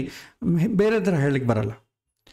ಜ್ಞಾನವನ್ನು ಸಂಪಾದನೆ ಮಾಡಬೇಕು, ಮೋಕ್ಷವೇ ಪ್ರಿಯಾರಿಟಿ ಅಂತ ಅಂದುಕೊಂಡವನಿಗೆ ಮದ್ಯಪಾನ ನಿಷೇಧ, ಮಾಂಸಭಕ್ಷಣ ನಿಷೇಧ. ಯಾರಿಗೆ? ಅವನಿಗೆ ಜೀವನದಲ್ಲಿ ಶಾಂತಿ ಒಂದೇ ಬೇಕು, ಭಗವಂತನೇ ಅವನಿಗೆ ಸರ್ವಸ್ವ. ಜೀವನ ನಾನು ಯಾಕೆ ಬಂದಿದ್ದೇನೆ ಅಂತಂದರೆ ನನ್ನ ಪರ್ಪಸ್ ಆಫ್ ವಿಸಿಟ್ ನಾನು ನೋಡಿಕೊಳ್ಳಬೇಕು ಅಂಥವರಿಗೆ ಮಾತ್ರ ಮದ್ಯಪಾನ ಮಾಡಬಾರ್ದು, ಧೂಮಪಾನ ಮಾಡಬಾರ್ದು. ಇದು ಮಾಡಿದರೆ ಆಧ್ಯಾತ್ಮಿಕದಲ್ಲಿ ಕಾನ್ಸಂಟ್ರೇಟ್ ಮಾಡಲಿಕ್ಕಾಗಲ್ಲ, ಒಳ್ಳೆ ವೈಬ್ರೇಷನ್ಸ್ ಸಿಗಲ್ಲ. ಕಾಫಿ ಟೀ ಕೂಡ ನಿಷೇಧವೇ. ನೀವು ಹೋಮಿಯೋಪತಿ ಡಾಕ್ಟರ್ ಹತ್ರ ಹೋಗಿ ಮದ್ದು ಕೊಡಬೇಕಾದ್ರೆ ನಿಜವಾದಂಥ ಒಳ್ಳೆ ಪ್ರಾಮಾಣಿಕವಾದಂಥ ಹೋಮಿಯೋಪತಿ ಡಾಕ್ಟ್ರಿಗಾದರೆ ಕಾಫಿ ಟೀ ಕುಡಿತಾರ, ನಿಮಗೆ ನಾವು ಮದ್ದು ಕೊಡಲ್ಲ, ಯಾಕಂದರೆ ಕೆಲಸ ಮಾಡೋದಿಲ್ಲ, ಅದು ಕೊಡೋದಿಲ್ಲ ಅಂತ ಹೇಳ್ತಾರೆ. ಆದರೆ ಸ್ವಲ್ಪ ಅವನು ಸಮಾಜದಲ್ಲಿ ಈ ಥರ ನಡ್ಕೊಂಡ್ರೆ ಅವನಿಗೆ ಕ್ಲೈಂಟ್ಸ್ ಸಿಗೋದಿಲ್ಲ ಅಂತ ಈ ಔಷಧ ತೊಗೊಳ್ತೀರಾ, ಕಾಫಿ ಟೀ ಕಡಿಮೆ ಮಾಡಿ, ಜಾಸ್ತಿ ಕಾಫಿ ಟೀ ಕುಡಿಬೇಡಿ, ಡಿಕಾಷನ್ ಲೈಟಾಗಿ ಕುಡಿರಿ, ಡಿಕಾಷನ್ ಜಾಸ್ತಿ ಹಾಕೋಬೇಡಿ, ಈ ರೀತಿ ಹೇಳುತ್ತಾರೆ. ಸೊ ಹಾಗಾಗಿ ಸಾಮಾಜಿಕವಾಗಿ ತಿಳ್ಕೊಳ್ಳದೆ ನೀವು ಗ್ರಹಗಳಿಂದ ತಿಳ್ಕೊಳ್ಬೇಕು ಅಂದರೆ ಸಾಧ್ಯ ಇಲ್ಲ. ಸೊ ಇದು ನಾವು ಅರ್ಥ ಮಾಡ್ಕೊಳ್ಬೇಕಾದಂಥ ವಿಚಾರ. ಸರಿ, ಇನ್ನು ನಾವು ಇದು ಶಾಸ್ತ್ರಕ್ಕೆ ಬರೋಣ. ಜ್ಯೋತಿಷ್ಯ ವಿಚಾರದಲ್ಲಿ ವ್ಯಸನಗಳು ಅಂತಂಬೋದು ನೋಡೋಣ. ವ್ಯಸನಗಳಿಗೆ ಯಾವುದು ಕಾರಕ? ಅದು ಕಾಫಿ ಟೀ ನಾವು ಹೊರತುಪಡಿಸೋಣ, ಯಾಕೆಂದರೆ ಎಲ್ಲರ ಮನೆಗೆ ಅದೇನು ವ್ಯಸನ ಅಂತ ಅಂದುಕೊಳ್ಳೋದು ಬೇಡ. ಧೂಮಪಾನ, ಮದ್ಯಪಾನ, ಅಲ್ಲಿಂದ ಎಕ್ಸ್ಟ್ರೀಮ್ ಆಗಿ ಹೋದರೆ ಡ್ರಗ್ಸು, ಯಾವುದು ಕೊಟ್ಟರೆ ತುಂಬ ಇದಾಗ್ತದೋ ಅದು. ಗಾಂಜಾ ಕುಡಿಬೋದು. ಕೆಲವೊಂದು ಜನ ನೈಲ್ ಪಾಲಿಶನ್ನು ಸ್ಮೆಲ್ ಮಾಡ್ತಾರೆ. ಅದನ್ನು ಹೇಳ್ಕೊಡೋದು ಬೇಕಿಲ್ಲ. ಸಮಾಜದಲ್ಲಿ ನಿಮಗೆ ಗೊತ್ತಾಗಬೇಕು ಅಂತ ಸಿನಿಮಾ ಅವರೆಲ್ಲ ತೋರಿಸ್ತಾರೆ. ಈ ಕ್ರೈಮ್ ರಿಲೇಟೆಡ್ ಸಿನಿಮಾಗಳು, ಈ ಮಾಫಿಯಾ, ಈ ಥರ ಸಿನಿಮಾಗಳು ತುಂಬ ಜಾಸ್ತಿ ಇದೆ. ಯಾಕೆಂದರೆ ಅಂಥದ್ರೇ ನಾವೆಲ್ಲ ನೋಡೋದು. ಆದ ಕಾರಣ ಸಮಾಜಕ್ಕೆ ಏನು ಬೇಕೋ ಅವರು ಅದೇ ತೋರಿಸ್ತಾರೆ. ಯಾವುದು ಸಮಾಜಕ್ಕೆ ತೋರಿಸಿದರೆ ಬೇಗ ಅಟೆನ್ಷನ್ ಡೈವರ್ಟ್ ಮಾಡಿಕೊಂಡು ನಮ್ಮ ಸಿನಿಮಾ ನೋಡಿ ಆದಷ್ಟು ಜಾಸ್ತಿ ಕಲೆಕ್ಷನ್ ಆಗಿ OTTಯಲ್ಲಿ ಕಲೆಕ್ಷನ್ ಆದರೆ ಅಂಥ ಕಂಟೆಂಟನ್ನೇ ಇನ್ನೊಬ್ಬರು ತೆಗಿತಾನೆ. ನೀವು ಒಳ್ಳೆ ಸಾತ್ವಿಕವಾದಂಥ ಸಿನಿಮಾ ನೋಡಿ, ಈಗ ಹೋಗೋದೇ ಇಲ್ಲ, ಯಾರು ಅಸಲು ಅದನ್ನು ನೋಡೋದೇ ಇಲ್ಲ. ಆ ಥರ ಸಿನಿಮಾಗಳು ಬರಲ್ಲ. ಯಾಕೆಂತಂದರೆ ನಾವು ನೋಡಲ್ಲ. ಅದು ಕಾರಣ. ನೋಡಿದರೆ ಬರುತ್ತೆ. ಎಲ್ಲರೂ ದೈವ ಸಂಬಂಧವಾದಂಥ ಸಿನಿಮಾಗಳನ್ನೇ ನೋಡಿದ್ರೆ ದುಡ್ಡು ಯಾವುದ್ರಲ್ಲಿ ಬರ್ತೀವಿ ಅದನ್ನು ತೆಗಿತಾರೆ ಅವರು, ಅಲ್ವಾ? ಸೊ ಇದೆಲ್ಲ ನಮಗೆ ಗೊತ್ತಿರೋ ವಿಚಾರವೇ. ಹಾಗಾಗಿ ವ್ಯಸನಗಳು ಅಂತಂಬ ವಿಚಾರದಲ್ಲಿ ನಾವು ಜಾತಕದಲ್ಲಿ ಯಾವ ಗ್ರಹ ಕಾರಕ ಆಗ್ತದೆ ಅದನ್ನು ನಾವು ನೋಡ್ತಾ ಹೋಗೋಣ.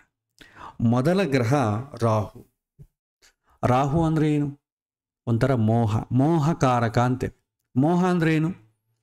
ಅಸಲು ಅದು ಒಳ್ಳೆಯದು ಅಲ್ಲ ಅಂತ ಗೊತ್ತಿಲ್ಲದೆ ಅದು ಒಳ್ಳೆಯದು ಅಂತ ಆಟೋಮೆಟಿಕ್ಕಾಗಿ ನಾವು ಭ್ರಮಿಸ್ತೇವೆ.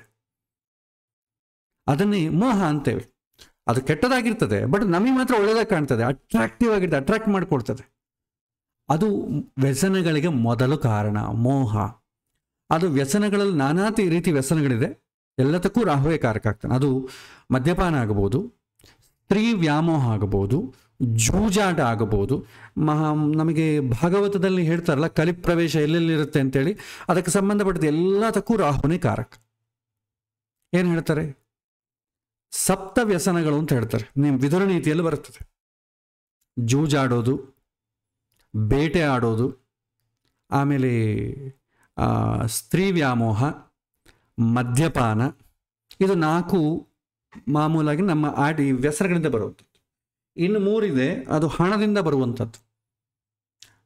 ನಮ್ಮವರೇ ಶ್ರೇಷ್ಠ, ನನಗೆ ಬೇಕಾದವರನ್ನೇ ನಾನು ಗೌರವಿಸೋದು, ನನಗೆ ಯಾರು ಅಪೋಸಿಟ್ ಪಾರ್ಟಿ ಇರ್ತಾರೆ ಅವರನ್ನು ಕೆಳಗೆ ತುಳಿಬೇಕು ಎಂಬುದು. ದುಡ್ಡು ಬಂದಾಗ ಆಟೋಮೆಟಿಕಾಗಿ ನಮ್ಮ ಆಟಿಟ್ಯೂಡ್ ಬದಲಾಗ್ತದೆ, ಎಲ್ಲರ ಮೇಲೆ ಕೀಳಾಗಿ ನೋಡೋದು. ಇದು 3 ವ್ಯಸನಗಳು. ಇದು ಸಪ್ತ ವ್ಯಸನಗಳು ಅಂತಂತಾರೆ. ಅದರಲ್ಲಿ ಮೊದಲು 4 ಈ ಸಪ್ತ ವ್ಯಸನಗಳಿಗೂ ಕಾರಣ ಯಾವುದು ಅಂತಂದರೆ ರಾಹುವೇ. ಮೊದಲು 4 ಜೂಜಾಟ, ಮಾಂಸ, ಇದು ಬೇಟೆ ಆಡೋದು. ಬೇಟೆ ಹಿಂದೆ ಆಡ್ತಿದ್ರು. ಹೇಗೆ ಅಂತಂದರೆ ಕಾಡು ಮೃಗಗಳು ಊರು ಒಳಗೆ ನುಗ್ಗಿ ಸಾಧು ಪ್ರಾಣಿಗಳನ್ನು ತಿನ್ನೋ ಸಮಯದಲ್ಲಿ ಆವಾಗ ಯುದ್ಧ ಮಾಡೋರು. ಕಾಡಿಗೆ ಹೋಗಿ ಯುದ್ಧ ಮಾಡೋಕ್ಕೆ ಬರಲ್ಲ, ಊರಲ್ಲೇ ಯುದ್ಧ ಮಾಡಬೇಕಾಗ್ತದೆ, ಬೇಟೆ ಆಡಬೇಕಾಗ್ತದೆ. ಅದಕ್ಕೇನು ಮಾಡ್ತಾರೆ, ಭಾಳ ಜನ ರಾಜರ ಮಕ್ಕಳು ಅವರಿಗೆ ವ್ಯಸನ ಆಗೋಗಿ ಕಾಡಿಗೆ ಹೋಗಿ ಬೇಟೆ ಆಡೋದು ಶುರು ಮಾಡ್ತಾರೆ.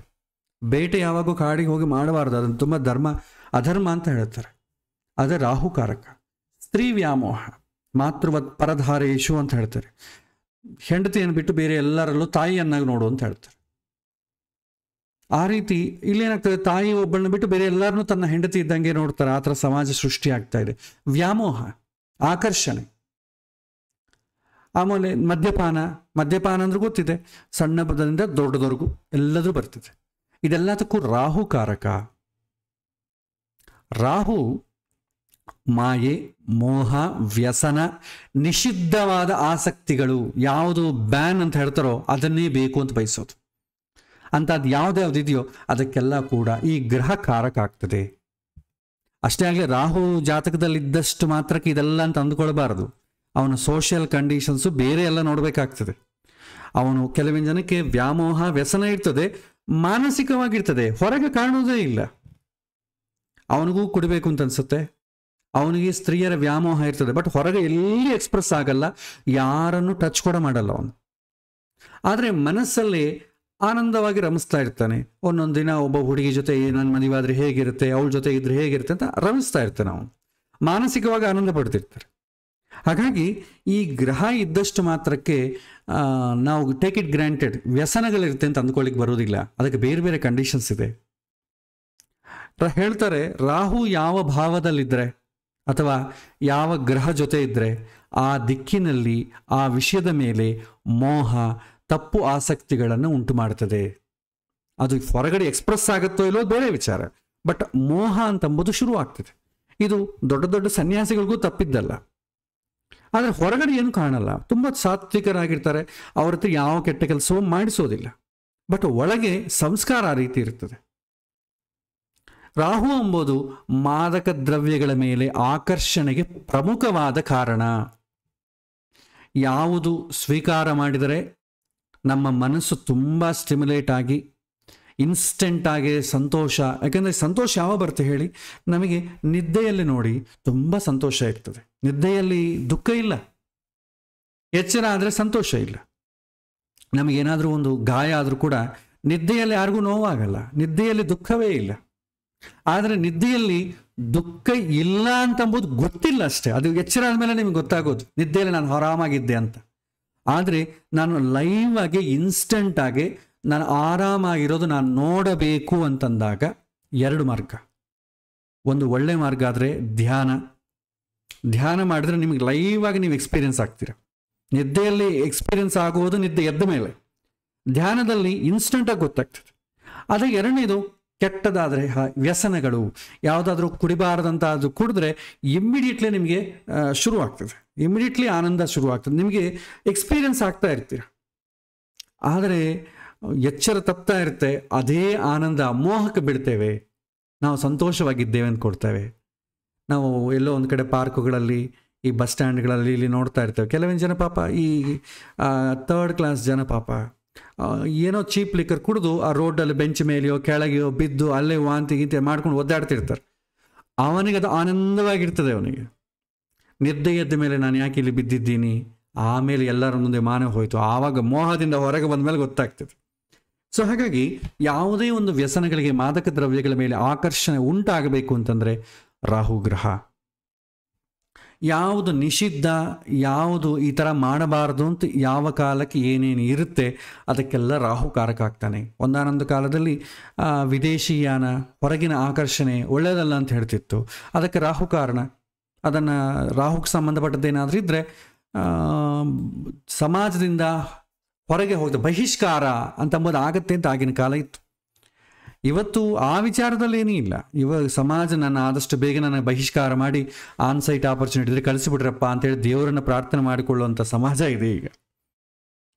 ಒಂದು ರಾಹು. ಎರಡನೇ ಗ್ರಹ ಶನಿಗ್ರಹ. ಶನಿಗ್ರಹ ಏನಂತಂದರೆ ಕೆಲವಿನ ಮಾಡಬಾರದ ಕೆಲಸವನ್ನು ಮಾಡಲಿಕ್ಕೆ ಪ್ರೋತ್ಸಾಹ. ಶನಿ ಇಂದ್ರಿಯ ನಿಯಂತ್ರಣದ ಕೊರತೆ. ಯಾಕೆಂದರೆ ಎಷ್ಟೇ ಮೋಹ ಬರಲಿ, ವ್ಯಸನಗಳಾಗಲಿ, ನಮ್ಮನ್ನು ನಾವು ಕಂಟ್ರೋಲ್ ಮಾಡಿಕೊಂಡ್ರೆ ಏನೂ ತೊಂದರೆ ಇಲ್ಲ. ಅದನ್ನೇ ಸೆಲ್ಫ್ ರೆಸ್ಟ್ರೈಂಟ್ ಅಂತೀವಿ, ಸ್ವೀಯ ನಿಯಂತ್ರಣೆ.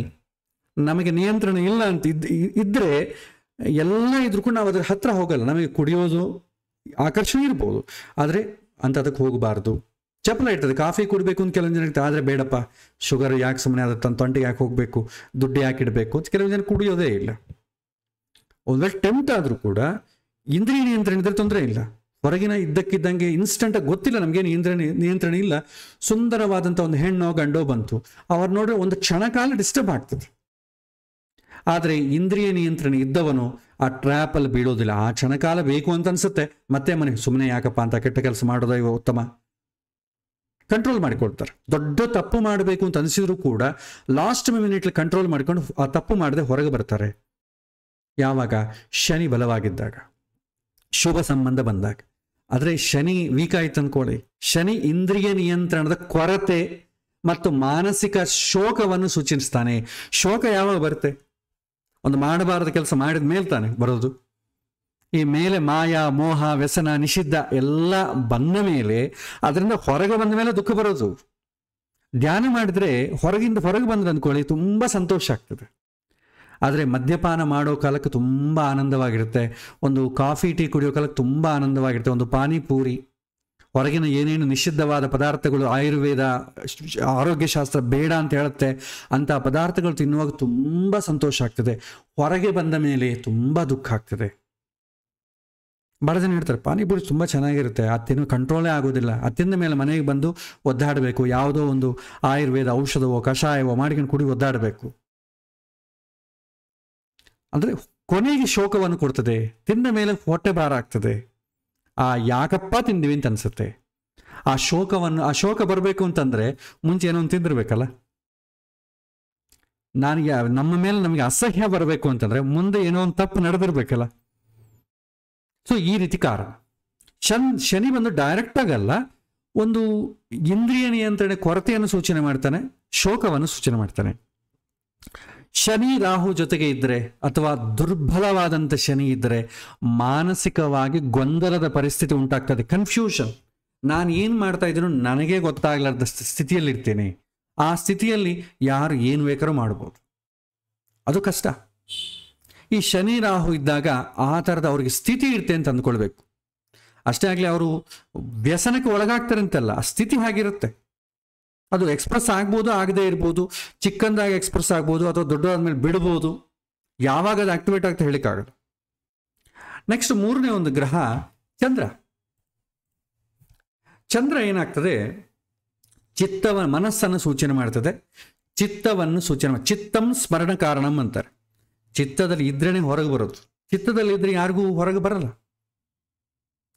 ಸೊ ಚಿತ್ತವನ್ನು ಸೂಚಿಸುವಂಥ ಚಂದ್ರ ದುರ್ಬಲವಾಗಿದ್ದರೆ, ಮನಸ್ಸು ವೀಕ್ ಆಯ್ತು ಅಂದ್ಕೊಳ್ಳಿ, ಮೊದಲು ಏನಂತಂದರೆ ಹಿಂದಿಂದೇ ನೆನಪಾಗ್ತಾರೆ, ಅಥವಾ ಯಾವುದು ಬೇಕು ನಾವು ಒಂದು ಅಭ್ಯಾಸ ಆಗಿರ್ತೀವೋ ಅದೇ ಮತ್ತೆ ಮತ್ತೆ ಬೇಕು ಅನ್ಸುತ್ತೆ. ನೋಡಿದ ಸಿನಿಮಾನೇ ಮತ್ತೆ ನೋಡಬೇಕು ಅನ್ಸುತ್ತೆ, ನೋಡಿದ ಫ್ರೆಂಡ್ ಜೊತೆನೇ ಮತ್ತೆ ಮಾತಾಡಬೇಕು ಅನ್ಸುತ್ತೆ, ಇಷ್ಟಪಟ್ಟ ಹುಡ್ಡನ್ನೇ ಮತ್ತೆ ತಿನ್ನಬೇಕು ಅನ್ಸುತ್ತೆ. ಅದ ಒಂಥರ ಅಡಿಕ್ಟ್ ಆಗಿಬಿಡ್ತೇವೆ. ಯಾವಾಗ? ಚಂದ್ರ ವೀಕ್ ಆಗಿದ್ದಾಗ. ಚಂದ್ರ ಸ್ಟ್ರಾಂಗ್ ಆಗಿದ್ರೆ ಅಡಿಕ್ಟ್ ಆಗಲ್ಲ ಅವರು. ಅಥವಾ ಚಂದ್ರ ಏನಾದರೂ ರಾಹು ಶನಿ ಜೊತೆಯಿಂದ ಪೀಡಿತರಾದರೆ, ಅಂದರೆ ಅವ್ರ ಸಂಬಂಧ ಏನಾದರೂ ಬಂದರೆ ಮಾನಸಿಕವಾದ ಅಸ್ಥಿರತೆ, ಯಾವುದು ಬೇಡ ಅಂತಿರ್ತೀವೋ ಅದೇ ಮತ್ತೆ ಮತ್ತೆ ಬೇಕು ಅನ್ಸುತ್ತೆ. ಮನಸ್ಸಿಗೊಂದು ವ್ಯೂಹ, ಒಂದು ವೀಕ್ನೆಸ್ ಇರುತ್ತೆ. ಮನಸ್ಸಿನ ಸ್ಟ್ರಾಂಗ್ನೆಸ್ಸು ವೀಕ್ನೆಸ್ ಎರಡೂ ಒಂದೇ. ನಾವು ಯಾವುದು ಅಭ್ಯಾಸ ಮಾಡ್ತೀವೋ ಅದನ್ನೇ ಮತ್ತೆ ಬೇಕು ಅನ್ನತ್ತೆ. ಅದಕ್ಕೆ ಚೇಂಜ್ ಆಗಲಿಕ್ಕೆ ಮನಸ್ಸು ಇಷ್ಟಪಡೋದಿಲ್ಲ. ನಾವು ಯಾವುದು ಅಭ್ಯಾಸ ಮಾಡ್ತೀವೋ ಅದನ್ನೇ ಮತ್ತೆ ಮತ್ತೆ ತಗೊಂಡು ಬಾ ಅಂತ ಹೇಳ್ತದೆ. ಹಾಗಾಗಿ ಮನಸ್ಸು ಅಸ್ಥಿರತೆ, ತಪ್ಪು ನಿರ್ಧಾರಗಳು. ಒಂದು ಸಲ ನನಗೆ ಅದು ಬೇಕು ಅಂತ ನಾವು ಕಮಿಟ್ ಮಾಡಿದೆ ಅಂದ್ಕೊಳ್ಳಿ, ಏನೇ ಆಗಲಿ ನಂಗೆ ಅದು ಬೇಕೇ ಬೇಕು. ತಪ್ಪು ನಿರ್ಧಾರ. ಅದು ಒಳ್ಳೆಯದ ಹೌದಾ ಅಂತ ನಾವು ಆಲೋಚನೆ ಮಾಡಲಿಕ್ಕೆ ಹೋಗೋದೇ ಇಲ್ಲ. ಅದು ಹೆಣ್ಣಾಗ್ಬೋದು, ಮದ್ಯಪಾನ ಆಗ್ಬೋದು, ಹಣ ಆಗ್ಬೋದು, ಯಾವುದೇ ಆಗ್ಬೋದು. ಇದಿದ್ದಾಗ ವ್ಯಸನದ ಕಡೆ ಹೋಗುವ ಸಾಧ್ಯತೆ ಆಗ್ತದೆ. ಯಾವಾಗ ಮನಸ್ಸು ಅಸ್ಥಿರವಾಗಿರ್ತದೋ, ಯಾವಾಗ ತಪ್ಪು ನಿರ್ಧಾರಗಳು ತಗೊಳ್ತೇವೋ ಆವಾಗ ವ್ಯಸನದ ಕಡೆ ಹೋಗ್ತೇವೆ. ಸೊ ಇಲ್ಲಿ 3 ವಿಚಾರ ಹೇಳ್ತಾರೆ. ಚಂದ್ರ ಬಲಹೀನ, ರಾಹು ಬಲಿಷ್ಠ, ಶನಿ ಕೂಡ ಬಲಹೀನವಾಗಿದ್ದರೆ, ಶನಿ ರಾಹು ಜೊತೆ ಪೀಡಿತರಾಗಿದ್ದರೆ, ಇವರು 3 ಜನಕ್ಕೆ ಸಂಬಂಧ ಬಂದರೆ 3 ಥರ ಗುಣವೂ ಇರ್ತದೆ. ಒಂದು ಮನಸ್ಸು ಯಾವುದು ನೋಡುತ್ತೋ ಅದೇ ಮತ್ತೆ ಮತ್ತೆ ಬೇಕು ಅನಿಸುತ್ತೆ. ಆ ಸುಖವೇ ಮತ್ತೆ ಮತ್ತೆ ಬೇಕು ಅನಿಸುತ್ತೆ. ಒಂದು ಸ್ವೀಟ್ ಆಗ್ಬೋದು, ಒಂದು ಪದಾರ್ಥ ಆಗ್ಬೋದು, ಒಂದು ಡ್ರಿಂಕ್ ಆಗ್ಬೋದು, ಇದು ಚೆನ್ನಾಗಿದೆ ಮತ್ತೆ ನಾನು ಅದನ್ನೇ ಕುಡಿಬೇಕು, ಆ ಶಾಪಲ್ಲೇ ಕುಡಿಬೇಕು, ಅಂಥವ್ರ ಜೊತೆನೇ ಕುಡಿಬೇಕು ಅಂತ ಟೆಂಪ್ಟ್ ಮಾಡ್ತದೆ. ಮನಸ್ಸು ನೋಡಿದ ತಕ್ಷಣ ಬೇಕು ಅನಿಸುತ್ತೆ. ಆ ಥರ ಗುಣ. ಅದಕ್ಕೇನಾದರೂ ಶನಿ ರಾಹು ಜೊತೆ ಚಂದ್ರ ಏನಾದರೂ ಸಂಬಂಧ ಇತ್ತಂದುಕೊಳ್ಳಿ, ಅದು ಮತ್ತಷ್ಟು ಜಾಸ್ತಿ ಆಗ್ತದೆ. ತಪ್ಪು ನಿರ್ಧಾರ, ವ್ಯಸನೆ ಕಡೆ ಹೋಗ್ತಾನೆ ಅವನು. ಆ ಹೋಗುವಾಗ ಸ್ವಲ್ಪ ಶನಿ ರಾಹು ಸಂಬಂಧ ಕೂಡ ಇತ್ತಂದುಕೊಳ್ಳಿ, ಇನ್ನು ವ್ಯಸನಗಳಿಗೆ ಅಡಿಕ್ಟ್ ಆಗಲಿಕ್ಕೆ ಜಾಸ್ತಿ ಅವಕಾಶಗಳಿದೆ ಅಂತ ನಾವು ನಿರ್ಧರಿಸಬೇಕು.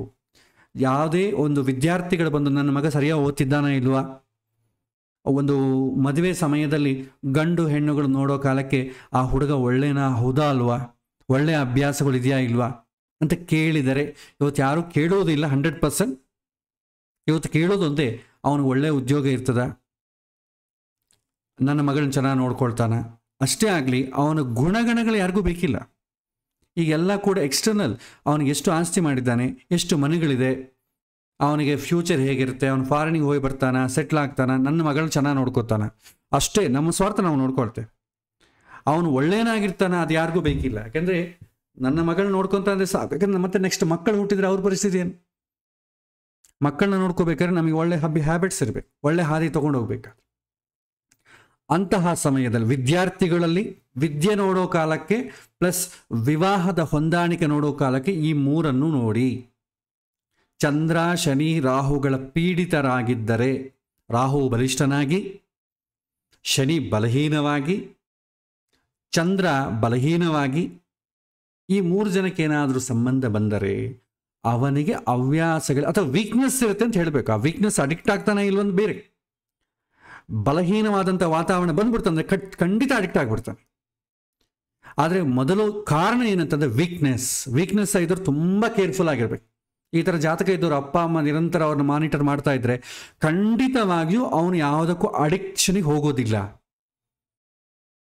ಈ ಗ್ರಹಗಳು ವೀಕ್ ಆಗಿದ್ದು ಅವನಲ್ಲಿ ಈ ಥರ ವೀಕ್ನೆಸ್ ಇದ್ದರೆ ಆ ಸಮಯದಲ್ಲಿ ಹೊರಗಿನಿಂದ ಯಾರಾದರೂ ಸ್ವಲ್ಪ ಪ್ರೇರಣೆ ಮಾಡಿಬಿಟ್ರೆ ಗೋಯಿಂದ. ನಾವು ಮನೆಗೆ ನೋಡ್ತಾ ಇಲ್ವಾ, ಈ ಹೆಣ್ಣು ಮಕ್ಕಳಾಗಲಿ ಗಂಡು ಮಕ್ಕಳಾಗಲಿ ಹೊರಗಿನ ಆಕರ್ಷಣೆಗೆ ಯಾಕೆ ಒಳಗಾಗ್ತಾ ಇದ್ದಾರೆ? ನಾನು ಆ ಹುಡುಗನ ಪ್ರೀತಿಸ್ತಾ ಇದ್ದೇನೆ, ಈ ಹುಡುಗಿಯನ್ನು ಪ್ರೀತಿಸ್ತಾ ಇದ್ದೇನೆ, ಯಾಕೆ ಹೇಳ್ತಾ ಇದ್ದಾರೆ? ಆ ಪ್ರೀತಿ ಮನೆಯಲ್ಲಿ ತುಂಬ ಬಲಹೀನವಾಗಿತ್ತು ಅಂದ್ಕೊಳ್ಳಿ, ಹೊರಗಡೆ ಹುಡುಕೊಳ್ತಾರೆ.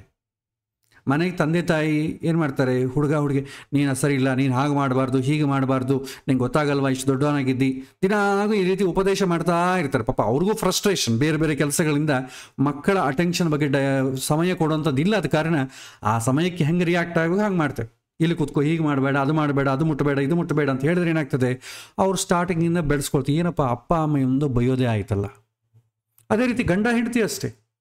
ಗಂಡ ಹೆಂಡತಿ ಒಬ್ಬರನ್ನೊಬ್ಬರು ಯಾವಾಗೂ ನೀನು ಹಂಗೆ ಮಾಡಿದಿ, ಹಿಂಗೆ ಮಾಡಬಾರ್ದಿತ್ತು, ನೀನು ಆ ಥರ ಮಾಡಬಾರ್ದಿತ್ತು, ಈ ಥರ ಮಾತಾಡ್ತಾ ಇದ್ದೀವಿ ಅಂದ್ಕೊಳ್ಳಿ. ಏನಾಗ್ತದೆ, ಅವಳಿಗೆ ಫ್ರಸ್ಟ್ರೇಷನ್ ಆಗ್ತದೆ. ಏನಪ್ಪ ಹಿಂಗೆ ಮಾತಾಡ್ತಿದ್ದೆ, ನೀವು ಪ್ರೀತಿ ಕಡಿಮೆ ಆಯಿತಾ ಅಂತ ಅನ್ಸುತ್ತೆ. ಅದೇ ಬಲಹೀನ ಕ್ಷಣದಲ್ಲಿ ಹಾಗೇ ಇದ್ಲು ಅಂದ್ಕೊಳ್ಳಿ, ಹೊರಗಡೆ ಆಫೀಸಲ್ಲಾಗಲಿ ಹೊರಗಡೆ ಯಾರಾದರೂ ಅರೆ ಎಷ್ಟು ಒಳ್ಳೆ ಹುಡುಗಿ ಇದ್ದೀರಿ, ನಿಮ್ಮನ್ನು ಅನ್ಲಿಕ್ಕೆ ಹೇಗ್ರಿ ಮನಸ್ಸು ಬರುತ್ತೆ ಆ ಹುಡುಗನಿಗೆ ಅಂತ ಯಾರಾದರೂ ಅಂದುಬಿಟ್ರು ಅಂತ ಅಂದ್ಕೊಳ್ಳಿ, ಆ ಹುಡುಗಿ ಬಿದ್ದುಬಿಡ್ತಾಳೆ. ಅಯ್ಯೋ ಇವನಿಷ್ಟು ಚೆನ್ನಾಗಿ ಅರ್ಥ ಮಾಡ್ಕೊತಿದ್ದಾನೆ, ನನ್ನ ಗಂಡಗೆ ಈ ಥರ ಇಲ್ವಲ್ಲ ಅಂತ ಅವನ ಮೇಲೆ ಪ್ರೀತಿ ಶುರು ಆಗ್ತದೆ. ಅದೇ ಇನ್ನೊಂದು ರೀತಿ ಇವನು ಅವ್ರ ಮನೆ ಅವ್ರ ಹೆಂಡ್ತಿನ ಹೇಗೆ ನೋಡ್ಕೊಬೋದು ಸ್ವಲ್ಪ ಆಲೋಚನೆ ಮಾಡಿದರೆ ಆವಾಗ ಗೊತ್ತಾಗ್ತದೆ. ಪ್ರತಿಯೊಬ್ಬರಿಗೂ ಕೂಡ ಬೇರೆ ಹೆಣ್ಣು ಮಗಳ ಮೇಲೆ ತುಂಬ ಸಾಫ್ಟ್ ಕಾರ್ನರ್ ಇರುತ್ತೆ, ತಮ್ಮನೇ ಹೆಣ್ಣು ಮಗಳ ಮೇಲೆ ಗಂಡು ಮೇಲೆ ಯಾರಿಗೂ ಸಾಫ್ಟ್ ಕಾರ್ನರ್ ಇರಲ್ಲ. ಇದು ಆಲೋಚನೆ ಮಾಡಬೇಕು. ಯಾರಾದರೂ ನಾನು ನಮ್ಮ ಅಪ್ಪ ಅಮ್ಮಗಿಂತಲೂ ನೀನು ಜಾಸ್ತಿ ಪ್ರೀತಿ ಮಾಡ್ತಾ ಇದ್ದೀನಿ ಅಂತಂದರೆ, ಸಣ್ಣ ತಂದಾಗಿಂದ ಬೆಳೆಸಿ ಮಾಡಿ ಬೇಕಾದನ್ನೆಲ್ಲ ಕೊಟ್ಟು ಓದಿಸಿ ಅಂಥ ತಂದೆ ತಾಯಿಗಳನ್ನೇ ಪ್ರೀತಿ ಮಾಡಲದ್ದವನು ನನ್ನ ಜೊತೆ 30 ವರ್ಷ 50 ವರ್ಷ ಹೆಂಗೆ ಪ್ರೀತಿಯಾಗಿ ಮಾಡ್ತಾನೆ, ಅಷ್ಟು ಜ್ಞಾನ ಬೇಡವಾ? ಆ ಥರ ಆಲೋಚನೆ ಮಾಡಿದರೆ ಯಾರೂ ಈ ಟ್ರ್ಯಾಪಲ್ಲಿ ಬೀಳೋದಿಲ್ಲ. ಯಾವಾಗ ನಮ್ಮ ಮನಸ್ಸು ಬಲಹೀನವಾಗ್ತದೋ ಅದೇ ಸಮಯದಲ್ಲಿ ಹೊರಗಡೆ ಅದನ್ನು ಎನ್ಕ್ಯಾಶ್ ಮಾಡುವಂಥ ವಾತಾವರಣ ಸಿಕ್ಕಿತು ಅಂತಂದರೆ ಅಲ್ಲಿಗೆ ಟ್ರ್ಯಾಪಲ್ಲಿ ಬಿದ್ದು ಬಿಡ್ತಾರೆ. ಹಾಗಾಗಿ ಮೊದಲು ವೀಕ್ನೆಸ್ ಇದೆ ಅಂತಂದರೆ ಅವರ ಮೇಲೆ ಎಕ್ಸ್ಟ್ರಾ ಫೋಕಸ್ ಇರಬೇಕು. ಅವ್ರು ಹೇಗೆ ನಡ್ಕೊಳ್ತಾ ಇದ್ದಾರೆ ಅಂತ ತುಂಬ ನೋಡಲೇಬೇಕಾಗ್ತದೆ. ಯಾರ ಮಕ್ಕಳ ಜಾತಕದಲ್ಲಿ, ವಿದ್ಯಾರ್ಥಿಗಳ ಜಾತಕದಲ್ಲಿ ಶನಿ, ರಾಹು, ಚಂದ್ರ ಇವರೇನಾದರೂ ಪಾಪ ಸಂಬಂಧ ಬಂದಿತ್ತು ಅಂತ ಅಂದ್ಕೊಳ್ಳಿ, ತಂದೆ ತಾಯಿಗಳು ಹೇಳಬೇಕು, ಈ ಹುಡುಗನ ಸ್ವಲ್ಪ ಮಾನಿಟರ್ ಮಾಡ್ತಾ ಇರಿ, ಪ್ರತಿಯೊಂದು ಆ್ಯಕ್ಟಿವಿಟಿ ಯಾಕಂದರೆ ಬುದ್ಧಿ ತುಂಬ ಬಲಹೀನವಿದೆ.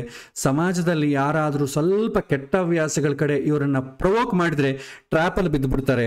ಅದು ಅವ್ರ ವೀಕ್ನೆಸ್. ಅದು ಆ ವೀಕ್ನೆಸ್ ಟ್ರ್ಯಾಪಲ್ಲಿ ಬೀಳಬಾರ್ದು ಅಂದರೆ ನಿರಂತರ ನೀವು ಅಟೆನ್ಷನ್ ಕೊಡಬೇಕು, ಮಕ್ಕಳ ಜೊತೆ ಸ್ವಲ್ಪ ಮಾತಾಡಬೇಕು, ಮಕ್ಕಳನ್ನು ಫ್ರೆಂಡ್ಸ್ ಥರ ನೋಡಬೇಕು, ಅವರ ಪ್ರಾಬ್ಲಮ್ ಏನು ಅವರಿಗಿಂತಲೂ ಮುಂಚಿತವಾಗಿ ತಿಳ್ಕೊಂಡು ಯಾವ ರೀತಿ ರಿಯಾಕ್ಟ್ ಮಾಡಬೇಕು ಅಂತ ನೀವು ಕಲ್ತ್ಕೊಳ್ಬೇಕು. ಈ ರೀತಿ ಇದ್ದರೆ ಮಾತ್ರವೇ ಸಾಧ್ಯತೆ ಇದೆ. ಅದು ಮಕ್ಕಳಿಗಾದರೂ ಇದನ್ನೇ ಹೇಳ್ತೇವೆ, ಗಂಡ ಹೆಂಡತಿಯರ ವಿಚಾರ ಕೂಡ ಈ ಥರ ಹೇಳ್ತೇವೆ.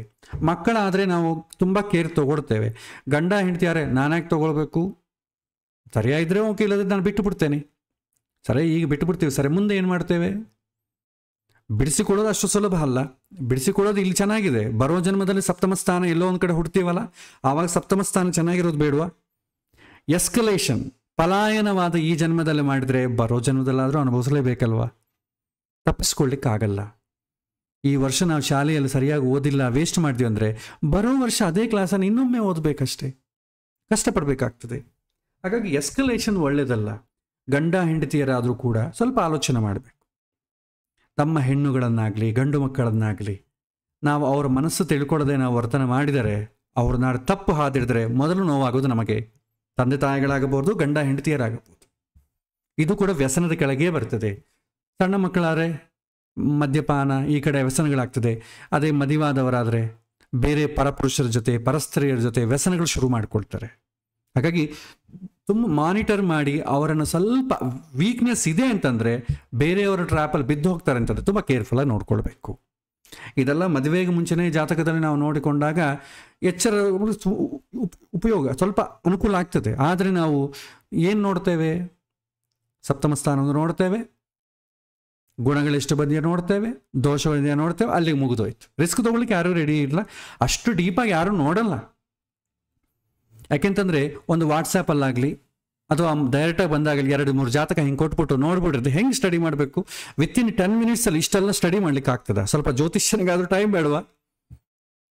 ಆದರೆ ವಾಟ್ಸಾಪಲ್ಲಿ ಕಳಿಸ್ಬಿಟ್ಟ ಮೇಲೆ ಇಮಿಡಿಯೇಟ್ಲಿ ಫೋನ್, ನಮ್ಮ ಈ 2 ಜಾತಕ ನೋಡಿ ತುಂಬ ಅರ್ಜೆಂಟ್ ಮಾಡ್ತಿದ್ದಾರೆ, ಬೇಕು. ತಂದೆ ತಾಯಿಗಳು ಹೀಗೆ ಹೇಳ್ತಿದ್ದಾರೆ. ಸ್ವಲ್ಪ ಆಲೋಚನೆ ಮಾಡಿ ಜ್ಯೋತಿಷ್ಯರದ್ದು ಕೂತ್ಕೊಂಡು ನಿಧಾನಕ್ಕೆ ನೀವು ಅಧ್ಯಯನ ಮಾಡಿ ಆಮೇಲೆ ಡಿಸ್ಕಸ್ ಮಾಡೋಣ. ನಮ್ಮ ಮಗಳು ಇರೋದು ಒಬ್ಬ ಮಗ, ಅವ್ರ ಜೀವನ ಪರ್ಯಂತ ಸಂತೋಷವಾಗಿರಬೇಕು, ಅಷ್ಟು ಫಾಸ್ಟಾಗಿ ನಾವು ಡಿಸಿಷನ್ ತಗೊಳ್ಳೋದು ಬೇಡ. ಆ ರೀತಿ ವರ್ತನೆ ಮಾಡುವಂಥ ತಂದೆ ತಾಯಿಗಳೇ ಇಲ್ಲ. ಈಗ ಜಾತಕ ನೋಡ್ತಾರೆ, ಪ್ರೊಫೈಲು, ಹಾಗೆ ಜ್ಯೋತಿಷ್ಯನ್ ಕಳಿಸಿಬಿಡ್ತಾರೆ, ಎಷ್ಟು ಪಾಯಿಂಟ್ಸ್ ಹೇಳ್ಬಿಡ್ಬೇಕು, ಮಾಡ್ಕೊಳ್ಳೋದು ಬೇಡ, ಅದು ಹೇಳ್ಬಿಡಿ ಸಾಕು, ಬೇರೆ ಎಲ್ಲ ನಮಗೆ ಬೇಡ. ಅಷ್ಟು ತಲೆನೋವು ತಗೊಳ್ಳಿಕ್ಕೆ ಯಾರು ರಿಸ್ಕ್ ತಗೊಳ್ಳಿಕ್ಕೆ ರೆಡಿ ಇಲ್ಲ. ಜ್ಯೋತಿಷ್ಯ ಏನು ಮಾಡ್ತಾನೆ ಹೇಳ್ಬಿಡ್ತಾನೆ, ನಾಳೆ ಒದ್ದಾಡೋರು ಯಾರು? ಜ್ಯೋತಿಷ್ಯ ಏನೂ ಒದ್ದಾಡೋದಿಲ್ಲ, ತಂದೆ ತಾಯಿಗಳೇ ಒದ್ದಾಡಬೇಕಾಗ್ತದೆ. ಕಣ್ಣಲ್ಲಿ ನೀರು ಬರುತ್ತದೆ, ಆ ರೀತಿ ಆದಂಥದ್ದು ನೋವಾಗ್ತದೆ. ಸೊ ಹಾಗಾಗಿ ಮಕ್ಕಳಿಗೆ ಜಾತಕದಲ್ಲಾಗಲಿ, ಮದುವೆ ಆಗೋ ಸಮಯದ ಮುಂಚೆ ಆಗಲಿ, ಮದುವೆ ಆದ ಮೇಲಾಗಲಿ ನಾವು ಇದನ್ನು ತುಂಬ ಗಮನಿಸಬೇಕಾಗ್ತದೆ. ಇಲ್ಲದ್ರೆ ಒಂದು ಜನರೇಷನ್ ಹಾಳಾಗೋಗ್ತದೆ. ಆ ಜನರೇಷನ್ ನಮ್ಮ ಮಕ್ಕಳು ಕೂಡ ಇರ್ಬೋದು, ಬಂಧು ಬಳಗ ಇರ್ಬೋದು, ಎಚ್ಚರ ವಹಿಸಬೇಕಾಗ್ತದೆ. ನೆಕ್ಸ್ಟ್ ಇನ್ನೊಂದು ವಿಚಾರ, ಇನ್ನೊಂದು ಯಾವುದು ಪ್ರಭಾವ ತೋರಿಸುತ್ತೆ ಅಂತಂದರೆ ಭಾವಗಳ ವಿಚಾರದಲ್ಲಿ ಪಂಚಮ ಸ್ಥಾನ ತುಂಬ ಪ್ರಭಾವ ತೋರಿಸ್ತದೆ. ಪಂಚಮ ಸ್ಥಾನ ಏನು ಸೂಚನೆ ಮಾಡ್ತದೆ? ಬುದ್ಧಿ, ತನ್ನ ಇಂಟ್ರೆಸ್ಟ್, ಆಸಕ್ತಿಗಳು, ಮನಸ್ಸು, ಯಾವ ವಿಚಾರದ ಮೇಲೆ ಇಂಟ್ರೆಸ್ಟ್ ಇದೆ. ಒಬ್ಬೊಬ್ಬರು ಒಂದೊಂದು ವಿಚಾರದಲ್ಲಿ ಇಂಟ್ರೆಸ್ಟ್ ತೋರಿಸ್ತಾರೆ. ಆ ಓದಿಕೊಳ್ಳೋದ್ರಿಂದ ನನಗೆ ಅದು ಬೇಡ, ನನಗೆ ಇಂಥ ಹುಡುಗ ಬೇಕು, ಅಂಥ ಹುಡುಗಿ ಬೇಕು, ನಾನು ಇಂಥ ಓದ್ಕೊಳ್ತೇನೆ, ನಂಗೆ ಅದರ ಮೇಲೆ ಇಂಟ್ರೆಸ್ಟ್ ಇಲ್ಲ, ನಂಗೆ ಆ ಒಂದು ಏರಿಯಾಲಿ ಇಂಟ್ರೆಸ್ಟ್ ಇಲ್ಲ, ಆ ಫೀಲ್ಡಲ್ಲಿ ಇಂಟ್ರೆಸ್ಟ್ ಇಲ್ಲ. ಇದನ್ನು ನಾವು ನಿರಂತರ ಕೇಳ್ತಾ ಇರ್ತೇವೆ. ಅದರ ಜೊತೆ ಬುದ್ಧಿ ಹೇಗೆ ಕೆಲಸ ಮಾಡ್ತದೆ? ಬುದ್ಧಿ ರಿಯಾಕ್ಟ್ ಮಾಡೋದು ಬೇಕು. ಭಾಳ ಜನಕ್ಕೆ ಬುದ್ಧಿ ರಿಯಾಕ್ಟ್ ಆಗೋದಿಲ್ಲ, ಬೇರೆಯವ್ರ ಡಿಸಿಷನ್ ತಗೊಳ್ಬೇಕು. 5ನೇ ಭಾವ ಬುದ್ಧಿ, ಅವನ ಆಸಕ್ತಿ, ಅವನ ಮನಸ್ಸು ಯಾವುದರ ಮೇಲಿದೆ ಅಂತಂಬುದು ಪಂಚಮ ಸ್ಥಾನ ಸೂಚನೆ ಮಾಡ್ತದೆ. ಪಂಚಮ ಸ್ಥಾನ ಏನಾದರೂ ಕೆಟ್ಟರೆ, ಇಲ್ಲಿ ರಾಹು ಆಗಲಿ ಅಥವಾ ಶನಿ ಆಗಲಿ ಸಂಬಂಧ ಬಂದರೆ, ತೊಡಕು ವಿಷಯಗಳ ಮೇಲೆ ಆಸಕ್ತಿಗಳು, ಮಾದಕ ಪದಾರ್ಥಗಳ ಮೇಲೆ ಆಸಕ್ತಿಗಳು ಬೆಳೆದೋಗ್ತದೆ. ಅವನಿಗೆ ಆಲ್ರೆಡಿ ಇಂಟ್ರೆಸ್ಟ್ ಇದೆ. ಅಲ್ಲಿ ಪಾಪ ಸಂಬಂಧ ಬಂದರೆ ಏನಾಗ್ತದೆ? ಪಾಪ ವಿಚಾರದ ಮೇಲೆ ಇಂಟ್ರೆಸ್ಟ್ ಜಾಸ್ತಿ ಆಗ್ತದೆ. ಹಾಗಾಗಿ 5ನೇ ಭಾವದ ಮೇಲೆ ಪ್ರಭಾವ ನೋಡಬೇಕು. 5ನೇ ಭಾವ ಸ್ವಲ್ಪ ಕ್ಲೀನ್ ಆಗಿಲ್ಲ ಅಂತ ಅಂದ್ಕೊಳ್ಳಿ, ಮಾದಕ ದ್ರವ್ಯಗಳು ಕೆಟ್ಟ ವಿಚಾರಗಳು ಅಂತ ಹೇಳಿಕಲ್ಲ, ಬಲಹೀನ ಆಗ್ತದೆ. ಅವನ ಒಂದು ಸೋಷಿಯಲ್ ಕಂಡೀಷನ್ಲಿ ಮಿತ್ರರ ಜೊತೆ ಅವನ ಹಣ ವಿಚಾರದಲ್ಲಿ ಯಾವುದರಲ್ಲಿ ಇರ್ತಾನೋ ಅದರಲ್ಲಿ ಪ್ರಾಬ್ಲಮ್ ಆಗ್ತದೆ ಅವನಿಗೆ. ತುಂಬ ಸಣ್ಣ ಏನು ಹಣ ಇಲ್ಲ ಅಂತ ಅಂದ್ಕೊಳ್ಳಿ, ಸಣ್ಣ ಸಣ್ಣ ವ್ಯಸನಗಳಿಗೆ ಒಳಗಾಗ್ತಾನೆ. ದೊಡ್ಡ ಶ್ರೀಮಂತನಾದ ಅಂದ್ಕೊಳ್ಳಿ, ದೊಡ್ಡ ದೊಡ್ಡದಕ್ಕೆ ವ್ಯಸನಗಳಿಗೆ ಒಳಗಾಗ್ತಾನೆ. ನೆಕ್ಸ್ಟು 6ನೇ ಭಾವ. 6ನೇ ಮನೆ ರೋಗ, ವ್ಯಸನ, ಶತ್ರುಭಾವವನ್ನು ಸೂಚನೆ ಮಾಡ್ತದೆ. ಈ ಭಾವದಲ್ಲಿ ಪಾಪಗ್ರಹಗಳೇನಾದ್ರೂ ಇದ್ರೆ ನಿಶ್ಚಿತವಾಗಿ ದೀರ್ಘಕಾಲಿಕ ವ್ಯಸನ ಅಥವಾ ಮಾನಸಿಕ ಸಮಸ್ಯೆಗಳನ್ನು ಸೂಚನೆ ಮಾಡ್ತದೆ. ಒಂದು ರೋಗ ಆಗಬೇಕು ಅಂತಂದ್ರೆ ಹೇಗಾಗ್ತದೆ? ವ್ಯಸನ ಆಯ್ತು ಅಂದ್ಕೊಳ್ಳಿ, ಈಗ ನಮಗೆ ಕುಡಿಬಾರದ್ದು ಕುಡಿದ್ರು, ತಿನ್ನಬಾರದ್ದು ತಿಂದ್ರು ಏನಾಗ್ತದೆ? ಫಸ್ಟ್ ಕೆಡೋದು ಯಾವುದು? ಲಿವರ್. ಪದಾರ್ಥಗಳಿಂದ ಕೆಡೋದಂತೂ ಲಿವರ್ ಕೆಡ್ತದೆ. ಮಾನಸಿಕವಾದ ಇನ್ಪುಟ್ ತಗೊಳ್ತಾ ಇದ್ರೆ ಅದರಿಂದ ಮನಸ್ಸು ಕೆಡ್ತದೆ. ತಿನ್ನಬಾರದು ತಿಂದರೆ, ಕುಡಿಬಾರದು ಕುಡಿದ್ರೆ ಹೊಟ್ಟೆ ಕೆಡ್ತದೆ.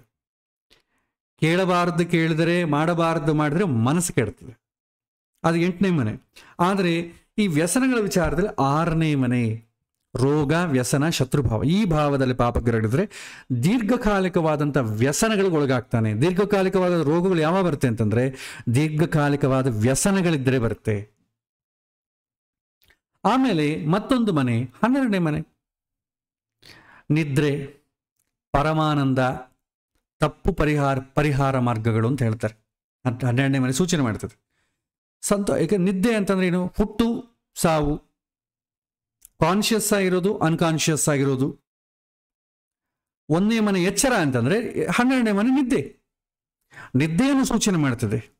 ಸೊ ನಿದ್ದೆಯಲ್ಲಿ ಆನಂದ ಇದೆ, ಆದರೆ ಭಗವಂತ ಲಿಮಿಟೇಷನ್ ಕೊಟ್ಟಿದ್ದಾನೆ. ಮ್ಯಾಕ್ಸಿಮಮ್ ಒಬ್ಬ ಮನುಷ್ಯ, ಯುಕ್ತ ವಯಸ್ಸಿನಲ್ಲಿರುವಂಥ ಮನುಷ್ಯ 6 ಗಂಟೆಗಳು ನಿದ್ದೆ ಮಾಡಬೇಕು. ಸ್ವಲ್ಪ ಸಣ್ಣ ಮಕ್ಕಳಾಗ್ಬೋದು, ಸಣ್ಣ ಮಕ್ಕಳು ತುಂಬ ಸಣ್ಣ ಮಕ್ಕಳಾದರೆ 10 ಗಂಟೆ, ಒಂದು 5 ವರ್ಷದ ಮಕ್ಕಳಾದರೆ ಒಂದು 8 ಗಂಟೆ.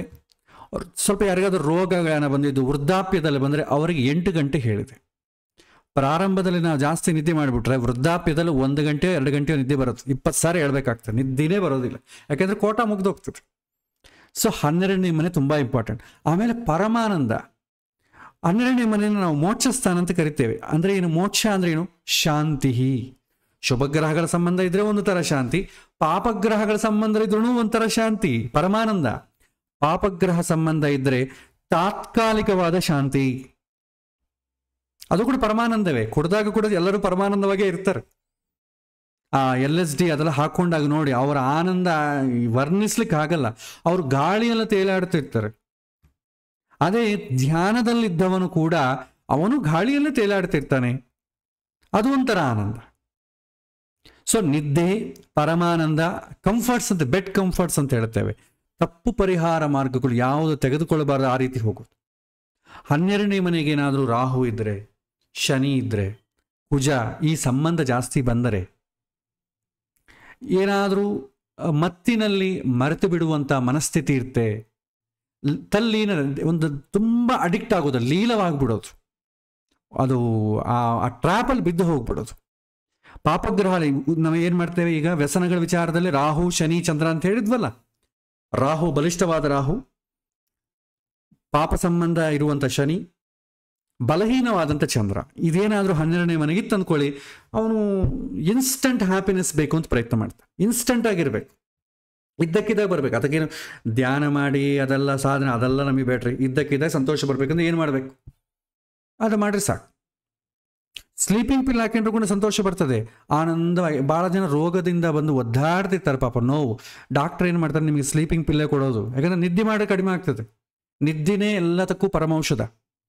ಅದು ಶರೀರ ಧರ್ಮಕ್ಕೆ ಒಳಪಟ್ಟು ನಿದ್ದೆ ಮಾಡಿದ್ರೆ ಆನಂದ, ಶರೀರ ಧರ್ಮಕ್ಕೆ ಮೀರಿ ಮಾಡಿದರೆ ತುಂಬ ದುಃಖ ಆಗ್ತದೆ. ಹಾಗಾಗಿ 12ನೇ ಭಾವ ಕೂಡ ಇದನ್ನು ಸೂಚನೆ ಮಾಡ್ತದೆ. ಸೊ ಇಲ್ಲಿ ಗ್ರಹಗಳ ವಿಚಾರ ಬಂದರೆ ಬಲಿಷ್ಠವಾದಂಥ ರಾಹು, ಶುಭ ಸಂಬಂಧ ಇಲ್ಲದೇ ಇರುವಂಥ ರಾಹು, ಬಲಹೀನವಾದಂಥ ಶನಿ, ಶುಭ ಸಂಬಂಧ ಇಲ್ಲದೇ ಇರುವಂಥ ಶನಿ, ಬಲಹೀನವಾದ ಚಂದ್ರ. ಇಲ್ಲಿ ರಾಹುವಿಗೂ ಶನಿಗೂ ಚಂದ್ರಗೂ ಶುಭ ಗ್ರಹಗಳ ಸಂಬಂಧವೇ ಇಲ್ಲದಿದ್ರೆ, ಶುಭ ಸಂಬಂಧ ಇಲ್ಲದೇ ಇದ್ರೆ, ಶುಭ ಸಂಬಂಧ ಅಂದ್ರೆ ಏನು? ಕೇಂದ್ರ ತ್ರಿಕೋಣ ಸ್ಥಾನದಲ್ಲಿ ಇಲ್ಲದೇ ಇದ್ದರೆ, ಆಮೇಲೆ ಶುಭ ಗ್ರಹಗಳ ಜೊತೆ ಇಲ್ಲದೇ ಇದ್ರೆ, ಶುಭ ಗ್ರಹಗಳ ದೃಷ್ಟಿ ಇಲ್ಲದೇ ಇದ್ದರೆ ಈ 3 ಗ್ರಹಗಳಿಗೆ ಆಟೋಮೆಟಿಕ್ ಆಗಿ ಅವನು ತುಂಬ ವೀಕೆಸ್ಟ್ ಪರ್ಸನ್ ಆಗ್ತಾನೆ, ತುಂಬ ಬಲಹೀನ ಆಗಿಬಿಡ್ತಾನೆ. ಅಂಥವರು ತುಂಬ ಕೇರ್ಫುಲ್ ಆಗಿರಬೇಕು. ಆ ಥರ ಜಾತಕದಲ್ಲಿ ಕಾಣಿದ್ರೆ ತಂದೆ ತಾಯಿಗಳಿಗಾಗಲಿ ಗಂಡ ಹೆಂಡತಿಯರಿಗಾಗಲಿ ತುಂಬ ಗೈಡ್ ಮಾಡಬೇಕು. ಇವ್ರ ಜೊತೆ ಇದ್ರೆ ಈ ರೀತಿಯೇ ಇರಬೇಕು, ಇಲ್ಲದೆ ತಲೆಬಿಸಿ ಆಗ್ತದೆ, ತುಂಬ ನೋವನ್ನು ಅನುಭವಿಸ್ಬೇಕಾಗ್ತದೆ. ಎಸ್ಕಲೇಟ್ ಮಾಡ್ಲಿಕ್ಕೆ ಆಗೋದೇ ಇಲ್ಲ. ಒಂದು ಸಲ ನಾವು ಈಗ ತಂದೆ ಮಕ್ಕಳ ವಿಚಾರದಲ್ಲಿ ಡೈವರ್ಸ್ ಎಂಬ ಕಾನ್ಸೆಪ್ಟೇ ಇಲ್ಲ, ಆದರೆ ಅಸಲು ಇರಬೇಕಾದೆ ಅಷ್ಟೇ. ಗಂಡ ಹೆಂಡತಿಯ ಮಧ್ಯೆ ಕೂಡ ಡೈವರ್ಸ್ ಎಂಬ ತಾತ್ಕಾಲಿಕವಾದಂಥ ತೊಂದರೆ ಒಂದು ರಿಲೀಫ್ ಇದೆ. ಆದರೆ ಮುಂದಿನ ಜನ್ಮದಲ್ಲಂತೂ ತಪ್ಪಿದ್ದಲ್ಲ, ಶಾಶ್ವತವಾದಂಥ ಪರಿಹಾರ ಅಂತೂ ಅಲ್ಲ ಅದು, ತಾತ್ಕಾಲಿಕವಾದಂಥ ಒಂದು ಪರಿಹಾರ. ಈ ಜನ್ಮದಲ್ಲಿ ತಪ್ಪಿಸ್ಕೊಡ್ತೇವೆ, ಬರೋ ಜನ್ಮದಲ್ಲಿ ಏನು ಮಾಡ್ತೀರಿ? ದಶ ಪೂರ್ವೇಶಾಂ ದಶಾಪರೇಶಾಂ ಅಂತ ಹೇಳ್ತಾರೆ. ಒಂದು ಮದುವೆ ವಿಚಾರದಲ್ಲಿ ಆಗುವಂಥದ್ದು 10 ಜನ್ಮದ ಮುಂದೆ 10 ಜನ್ಮದ ಮುಂದೆ ಪ್ರೋಗ್ರೆಸ್ಸನ್ನು ನೋಡಿಕೊಂಡು ಮದುವೆ ಮಾಡಬೇಕು ಅಂತ ಹೇಳ್ತಾರೆ. ಅದೆಲ್ಲ ಇವಾಗ ಔಟ್ಡೇಟೆಡ್ ಅಂದ್ಕೊಳ್ಳಿ, ಯಾರು ಅದನ್ನು ಸುದ್ದಿ ಕೂಡ ಹೋಗೋದಿಲ್ಲ, ಅದರ ಬಗ್ಗೆ ಹೆಚ್ಚು ಬೇಡ. ಸೊ ಆದರೆ ಜ್ಯೋತಿಷ್ಯನಾದವನು, ವಿವೇಕವುಳ್ಳಂಥವನು, ಒಂದು ಸಮಾಜವನ್ನು, ಒಂದು ಫ್ಯಾಮಿಲಿಯನ್ನು, ಅಟ್ಲೀಸ್ಟ್ ನಮ್ಮ ಮಕ್ಕಳನ್ನು ನಾವು ಕಾಪಾಡಬೇಕಾದ್ರೂ ಕೂಡ ಈ ರೀತಿಯಾದಂಥ ಏನಾದರೂ ಬಲಹೀನತೆ ಇದ್ದರೆ ಅಡಿಕ್ಟ್ ಆಗ್ಲಿಕ್ಕೆ ಅವಕಾಶ. ಖಂಡಿತ ಆಗ್ತಾರೆ ಅಂತಲ್ಲ, ಅಡಿಕ್ಟ್ ಆಗ್ಲಿಕ್ಕೆ ಅವಕಾಶ. ಅದಕ್ಕೆ ತಕ್ಕಂತೆ ಅವನ ವಾತಾವರಣ, ಅವನು ಕೆಲಸ ಮಾಡುವಂಥ ಮಾರ್ಗ, ಮತ್ತು ಇನ್ನೂ ಬರುತ್ತೆ ಫ್ರೆಂಡ್ಸ್. ಇದರಲ್ಲಿ ತುಂಬ ಇಂಪಾರ್ಟೆಂಟ್. ವ್ಯಸನಗಳಿಗೆ ಒಳಗಾಗಬೇಕಾದ್ರೆ ಪ್ರೇರಕರು ಯಾರು? ಫ್ರೆಂಡ್ಸು. ಅದರಲ್ಲಿ ಉತ್ತಮವಾದಂಥ ಫ್ರೆಂಡ್ ಹೇಗಿರಬೇಕು ಅಂಥದ್ದೆಲ್ಲ ಕೂಡ ನಿಮಗೆ ಜ್ಯೋತಿಷ್ಯದಲ್ಲಿ ಬರುತ್ತೆ. ಅದನ್ನು ನಾವು ನೋಡೋಣ, ಮುಂದೆ ನೋಡೋಣ. ಈ ಕಾಂಬಿನೇಷನ್ ಇದ್ದು ಜೊತೆಗೆ ಕೆಟ್ಟ ಫ್ರೆಂಡ್ಶಿಪ್ ಇದು, ಅಥವಾ ನಮಗೆ ಫ್ಯಾಮಿಲಿ ವಿಚಾರದಲ್ಲಾದರೆ ಸಿನಿಮಾದಲ್ಲಿ ಸೀರಿಯಲ್ ತೋರಿಸಲ್ವಾ, ಮಂದರ ಥರ ಕೆಲವಿನ ಕ್ಯಾರೆಕ್ಟರ್ಸ್ ಇರ್ತವೆ. ಆಲ್ರೆಡಿ ಪಾಪ ಹೆಣ್ಣು ಮಗಳು ತುಂಬ ವೀಕು. ಈ ವೀಕ್ ಅಂತ ತಿಳ್ಕೊಂಡು ಅವ್ರು ಅಯ್ಯೋ ತುಂಬ ಎಷ್ಟು ಒಳ್ಳೆಯವರಾಗಿದ್ದಾರೆ, ನಿಮ್ಮನ್ನು ಅವನು ಅಂಥ ಮಾತು ಅನ್ನೋದೇ ಅಂತ ಅಂದ್ಬಿಟ್ರೆ ಸಾಕು, ಅವ್ರಿಗಿನ್ನ ಡಿಸ್ಟರ್ಬ್ ಆಗಿಬಿಡ್ತಾರೆ. ಚಾಡಿ ಹೇಳುವುದು ಹ್ರೀಹಿ ಅಂತ ಹೇಳ್ತಾರೆ ಭಗವದ್ಗೀತೆಯಲ್ಲಿ. ಹ್ರೀಹಿ ಅಚಾಪಲಂ. ಹ್ರೀಹಿ ಅಂತಂದ್ರೆ ಚಾಡಿ ಹೇಳೋದು. ಸೊ ಈ ಥರ ಚಾಡಿ ಹೇಳಿದಾಗ ಏನಾಗ್ತದೆ? ವ್ಯಸನಕ್ಕೆ ಒಳಗಾಗ್ಬಿಡ್ತಾರೆ. ಇದಕ್ಕೆ ಫ್ರೆಂಡ್ಸೇ ಕಾರಣ. ರಿಲೇಟಿವ್ಸು, ಫ್ರೆಂಡ್ಸು, ಶತ್ರುಗಳು ಬಳಸಿಕೊಡ್ತಾರೆ. ಅವರ ವಿಚಾರದಲ್ಲಿ ತುಂಬ ಕೇರ್ಫುಲ್ ಆಗಿರಬೇಕು. ಸೊ ಇವತ್ತು ಮಾತ್ರ ಮನುಷ್ಯನ ವೀಕ್ನೆಸ್ ಬಗ್ಗೆ ನಾವು ನೋಡಿದ್ವಿ. ಆ ವೀಕ್ನೆಸ್ ಯಾವಾಗ ಪ್ರವೋಕ್ ಆಗೋದು ಒಂದು, ಫೈನಲಿ ನಿರ್ಧಾರ, ನಾನು ಖಂಡಿತ ಆಗೇ ಆಗ್ತಾನೆ, ಈ ವ್ಯಸನಗಳಿಗೆ ಒಳಗಾಗ್ತಾನೆ ಅಂತ ಒಂದು ನಿರ್ಧಾರ ಬೇರೆ ಇದೆ. ಅದನ್ನು ಕೂಡ ನಾವು ನೋಡೋಣ. ಇವತ್ತು ಸಮಯ ಆಗಿದೆ. ಸೊ ಹಾಗಾಗಿ ಇನ್ನು ಬಹಳ ವಿಷಯಗಳು ಬರುತ್ತೆ. ಈ ಭಾವಗಳನ್ನು ನೋಡಿದ್ವಲ್ಲ, ಮತ್ತು ಬುದ್ಧಿ ಯಾವ ರೀತಿ ಪ್ರಭಾವ ತೋರಿಸುತ್ತೆ, ಅತ್ಯಂತ ಪ್ರಮುಖ ಯೋಗಗಳು ಅಂತಾರೆ, ಆ ಯೋಗಗಳೇನು, ಆಮೇಲೆ ಸಾಮಾನ್ಯ ಲಕ್ಷಣ, ಜಾತಕದಲ್ಲಿ ಒಂದು ತಪ್ಪು ಹಾದಿ ಹಿಡಿತಾನೆ ಅಂತಂದರೆ ಸಾಮಾನ್ಯದ ಲಕ್ಷಣಗಳು ಹೇಗಿರುತ್ತೆ, ಒಂದು ಎಕ್ಸಾಂಪಲ್ ಜಾತಕವನ್ನು ನೋಡಿ ನಾವು ಇದನ್ನು ಹೇಗೆ ಪ್ರೆಡಿಕ್ಟ್ ಮಾಡ್ಬೋದು. ಆ ಹುಡುಗನ ಪಾಪ ತಂದೆ ತಾಯಿಗಳು ರೋಧಿಸ್ತಾ ಇರುವಂಥ ಆ ಹುಡುಗನ ಜಾತಕವನ್ನು ಒಂದು ಕಂಪೇರ್ ಮಾಡಿಕೊಂಡು ಎಕ್ಸ್ಪ್ಲೈನ್ ಮಾಡಲಿಕ್ಕೆ ಪ್ರಯತ್ನ ಮಾಡ್ತೇನೆ. ಆ ಹುಡುಗ ಜಾತಕ, ಅವರ ಸಮಸ್ಯೆ ನಮ್ಮ ಜ್ಯೋತಿಷ್ಯರಿಗೆಲ್ಲ ಕೂಡ ಒಂದು ಮಾರ್ಗದರ್ಶನ ಇದ್ದಂಗೆ ಆಗಬೇಕು. ಪಾಪ ಅವರು ತುಂಬ ರೋಧಿಸ್ತಾ ಇದ್ದಾರೆ. ಅದೇ ರೀತಿ ನಮ್ಮ ಮಕ್ಕಳಿಗಾಗಲಿ ನಮ್ಮ ಮಿತ್ರರಿಗಾಗಲಿ ಯಾರಿಗೂ ಈ ರೀತಿಯಾದಂಥ ತೊಂದರೆ ಬರಬಾರದು ಅಂತಂದರೆ ಎಚ್ಚರ ವಹಿಸಬೇಕು. ಕೇವಲ ವಿದ್ಯಾ, ಉದ್ಯೋಗ, ವಿವಾಹ, ಸಂತಾನ ವಿಚಾರದಲ್ಲೇ ಕಾನ್ಸಂಟ್ರೇಟ್ ಮಾಡಿಕೊಡ್ತಾ ಇದ್ದರೆ ಅದರಿಂದ ಬರುವಂಥ ಸೈಡ್ ಎಫೆಕ್ಟ್ಸು ತುಂಬ ಜಾಸ್ತಿ ಇದೆ. ಆ ಸೈಡ್ ಎಫೆಕ್ಟ್ಸಿಗೆ ಹೋದಾಗ ಏನಾಗ್ತದೆ ಅಂತಂದರೆ ಸಾಸಿವೆ ಕಾಳಷ್ಟು ಸುಖಕ್ಕೋಸ್ಕರ ಕುಂಬಳಕಾಯಷ್ಟು ಕಷ್ಟಪಡೋದಾಗ್ತದೆ. ಅದರ ಜೊತೆ ನಾವು ಈ ರೀತಿಯಾದಂಥ ಮಾನಸಿಕವಾದಂಥ, ಶಾರೀರಿಕವಾದಂಥ ದೌರ್ಬಲ್ಯವನ್ನು ಓವರ್ಕಮ್ ಮಾಡಬೇಕಾಗ್ತದೆ. ಅದಕ್ಕೆ ನಾವು ಸಮಾಜವನ್ನು ನಾವು ಸ್ವಲ್ಪ ಅವೇರ್ನೆಸ್ ಕೊಟ್ಟರೆ ಜ್ಯೋತಿಷ್ಯರಾಗಿ ನಮ್ಮ ಕರ್ತವ್ಯವೂ ಇದಾಗ್ತದೆ. ಒಂದು ಜನರೇಷನ್ ಒಳ್ಳೆ ಹಾದಿಯಲ್ಲಿ ಹೋಗ್ತದೆ. ಯಾಕೆಂದರೆ ಸಮಾಜದಲ್ಲಿ ಒಳ್ಳೆ ಮಕ್ಕಳಿದ್ದಾಗ ನಮ್ಮ ಮಕ್ಕಳು ಒಳ್ಳೆಯರಾಗ್ಲಿಕ್ಕೆ ಸಾಧ್ಯತೆ ಇದೆ. ನಮ್ಮ ಮಕ್ಕಳ ಮಾತ್ರ ನಾವು ಚೆನ್ನಾಗಿದೆ ಅಂತ ನೋಡಿಕೊಂಡ್ರೆ ನಾಳೆ ಅವನಿಗೆ ಸ್ಕೂಲ್ಗೂ ಕಾಲೇಜಿಗೂ ಹೋದಾಗ ಅಂಥ ಫ್ರೆಂಡ್ಸ್ ಸಿಕ್ಕಿದ್ರೆ ಅಂದ್ಕೊಳ್ಳಿ, ನಾವು ಎಷ್ಟು ಚೆನ್ನಾಗಿ ಬೆಳೆಸಿದ್ರು ಕೂಡ ಮಕ್ಕಳು ಕೆಟ್ಟ ಹಾದಿಗೆ ಹೋಗ್ಲಿಕ್ಕೆ ಅವಕಾಶ ಇದೆ. ಹಾಗಾಗಿ ನಾವು ಚೆನ್ನಾಗಿರಬೇಕು, ಜೊತೆಗಿರೋ ಸಮಾಜವೂ ಚೆನ್ನಾಗಿರಬೇಕು. ಇದರಲ್ಲಿ ಯಾವ ಚೆನ್ನಾಗಿಲ್ಲದ್ರೂ ಎರಡಕ್ಕೂ ತೊಂದರೆ ಆಗ್ತದೆ ಅಂತಂಬೋದು ನಾವು ಗುರ್ತಿಸಬೇಕು. ಅದಕ್ಕೆ ತಕ್ಕಂತೆ ನಾವು ನಮ್ಮ ರೆಸ್ಪಾಂಡ್ ಮಾಡಬೇಕು. ಇದು ಜ್ಯೋತಿಷ್ಯರಾಗಿ ಸಮಾಜದಲ್ಲಿ ಒಬ್ಬ ಯುವಕರ ನಾವು ಒಂದು ಮನುಷ್ಯರಾಗಿ ನಮ್ಮ ಕರ್ತವ್ಯ. ಮನುಷ್ಯ ಸಾಮಾನ್ಯ ಧರ್ಮ ಇದು. ಕೇವಲ ನಾವು ಎಲ್ಲ ನಮ್ಮದೇ ಆದಂಥ ಸ್ವಾರ್ಥಗಳನ್ನು ನೋಡಿಕೊಳ್ಳದೆ ಸಮಾಜದ ಒಂದು ಎಚ್ಚರ ಕೂಡ ವಹಿಸಬೇಕಾಗ್ತದೆ. ಎಲ್ಲರನ್ನೂ ವಹಿಸ್ಲಿಕ್ಕಾಗಲ್ಲ. ಅಟ್ಲೀಸ್ಟ್ ನಾವು ನಮ್ಮ ಫ್ಯಾಮಿಲಿಯನ್ನು, ನಮ್ಮ ಮಿತ್ರರು, ನಮ್ಮ ಸಮಾಜ, ನಮ್ಮ ಬಂಧು ಬಳಗ ನೋಡ್ರಿ ಸಾಕು. ಅಟ್ಲೀಸ್ಟ್ ನೋಡ್ರಿ ಸಾಕು. ಬಂಧುಗಳಲ್ಲಿ ಕೂಡ ಏನಾಗ್ತದೆ, ಕೆಲವೊಂದು ಜನ ಶತ್ರುಗಳಿರ್ತಾರೆ. ಅವನಿಗೆ ಹಾಗೆ ಆಗಬೇಕು, ಅವನು ಮಾಡಿದ್ದಕ್ಕೆ ಇದೇ ಆಗಬೇಕು, ಆ ರೀತಿ ಅಲ್ಲದೆ ಜ್ಯೋತಿಷ್ಯರಾಗಿ ನಮ್ಮ ಕರ್ತವ್ಯ ಮಾಡಬೇಕು. ಭಗವಂತ ಸೇಡು ತೀರಿಸ್ಕೊಡ್ಬೇಕು ಅಂದ್ರೆ ಬೇರೆ ಯಾವ ರೂಪದಲ್ಲಾರು ತೀರಿಸ್ಕೊಳ್ತಾನೆ.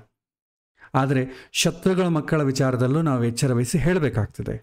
ಸೊ ಇಲ್ಲಿಗೆ ಇವತ್ತಿನ ಪಾಠ ಮುಕ್ತಾಯ ಮಾಡ್ತೇನೆ. ಇವತ್ತಿನ ಪಾಠಕ್ಕೆ ಕಂಟಿನ್ಯೂಯೇಷನ್ ಮತ್ತು ಅವನ ಈ ಬಲಹೀನವಾಗಿದ್ದವನು ಮಾನಸಿಕ ಸ್ಥಿತಿ ಹೇಗಿರುತ್ತೆ, ಅವನು ಸಮಾಜದಲ್ಲಿ ಹೇಗೆ ವರ್ತನೆ ಮಾಡ್ತಾನೆ, ಅವನು ವರ್ತನೆ ಮಾಡೋ ಸಮಯದಲ್ಲಿ ಅವನಿಗೆ ಪ್ರೇರಕರಾಗಿ ಯಾವ ರೀತಿಯಾದಂಥ ಮಿತ್ರರಿರ್ತಾರೆ, ಆ ಮಿತ್ರರ ವಿಚಾರದಲ್ಲಿ ನಾವು ಗುರ್ತಿಸಬೇಕಾದ ಹೇಗಿದೆ, ಇದೆಲ್ಲ ಗುರ್ತಿಸಿ ಸ್ವಲ್ಪ ಇದ್ದರೆ ನಾವು ಅಟ್ಲೀಸ್ಟ್ ತಡಿಲಿಕ್ಕೆ ನಮ್ಮ ಕೈಯಲ್ಲಿರುವಂಥ ನಾವು ಕೆಲಸ ಮಾಡ್ತೇವೆ. ಕೊನೆಗದು ಆಗೋದು ಬಿಡೋದು ಆ ಮಗು ವಿಷಯ, ಆ ಸಮಾಜದದ್ದು. ಆದರೆ ಅಟ್ಲೀಸ್ಟ್ ಮ್ಯಾಕ್ಸಿಮಮ್ ತಡಲಿಕ್ಕೆ ಅವಕಾಶ ಉಂಟು, ಒಂದು ಪ್ರಯತ್ನ ಅಂತೂ ಮಾಡಲಿಕ್ಕೆ ಅವಕಾಶ ಉಂಟು ಅಂತಂಬುದರೊಂದಿಗೆ ಇವತ್ತಿನ ಪಾಠ ನಾನು ಮುಗಿಸ್ತೇನೆ. ಮತ್ತೆ ಬರುವಂಥ ವಾರ ಮತ್ತಿಷ್ಟು ವಿಚಾರಗಳನ್ನು ತಿಳಿದುಕೊಳ್ಳೋಣ. ಶ್ರೀಕೃಷ್ಣಾರ್ಪಣಮಸ್ತು.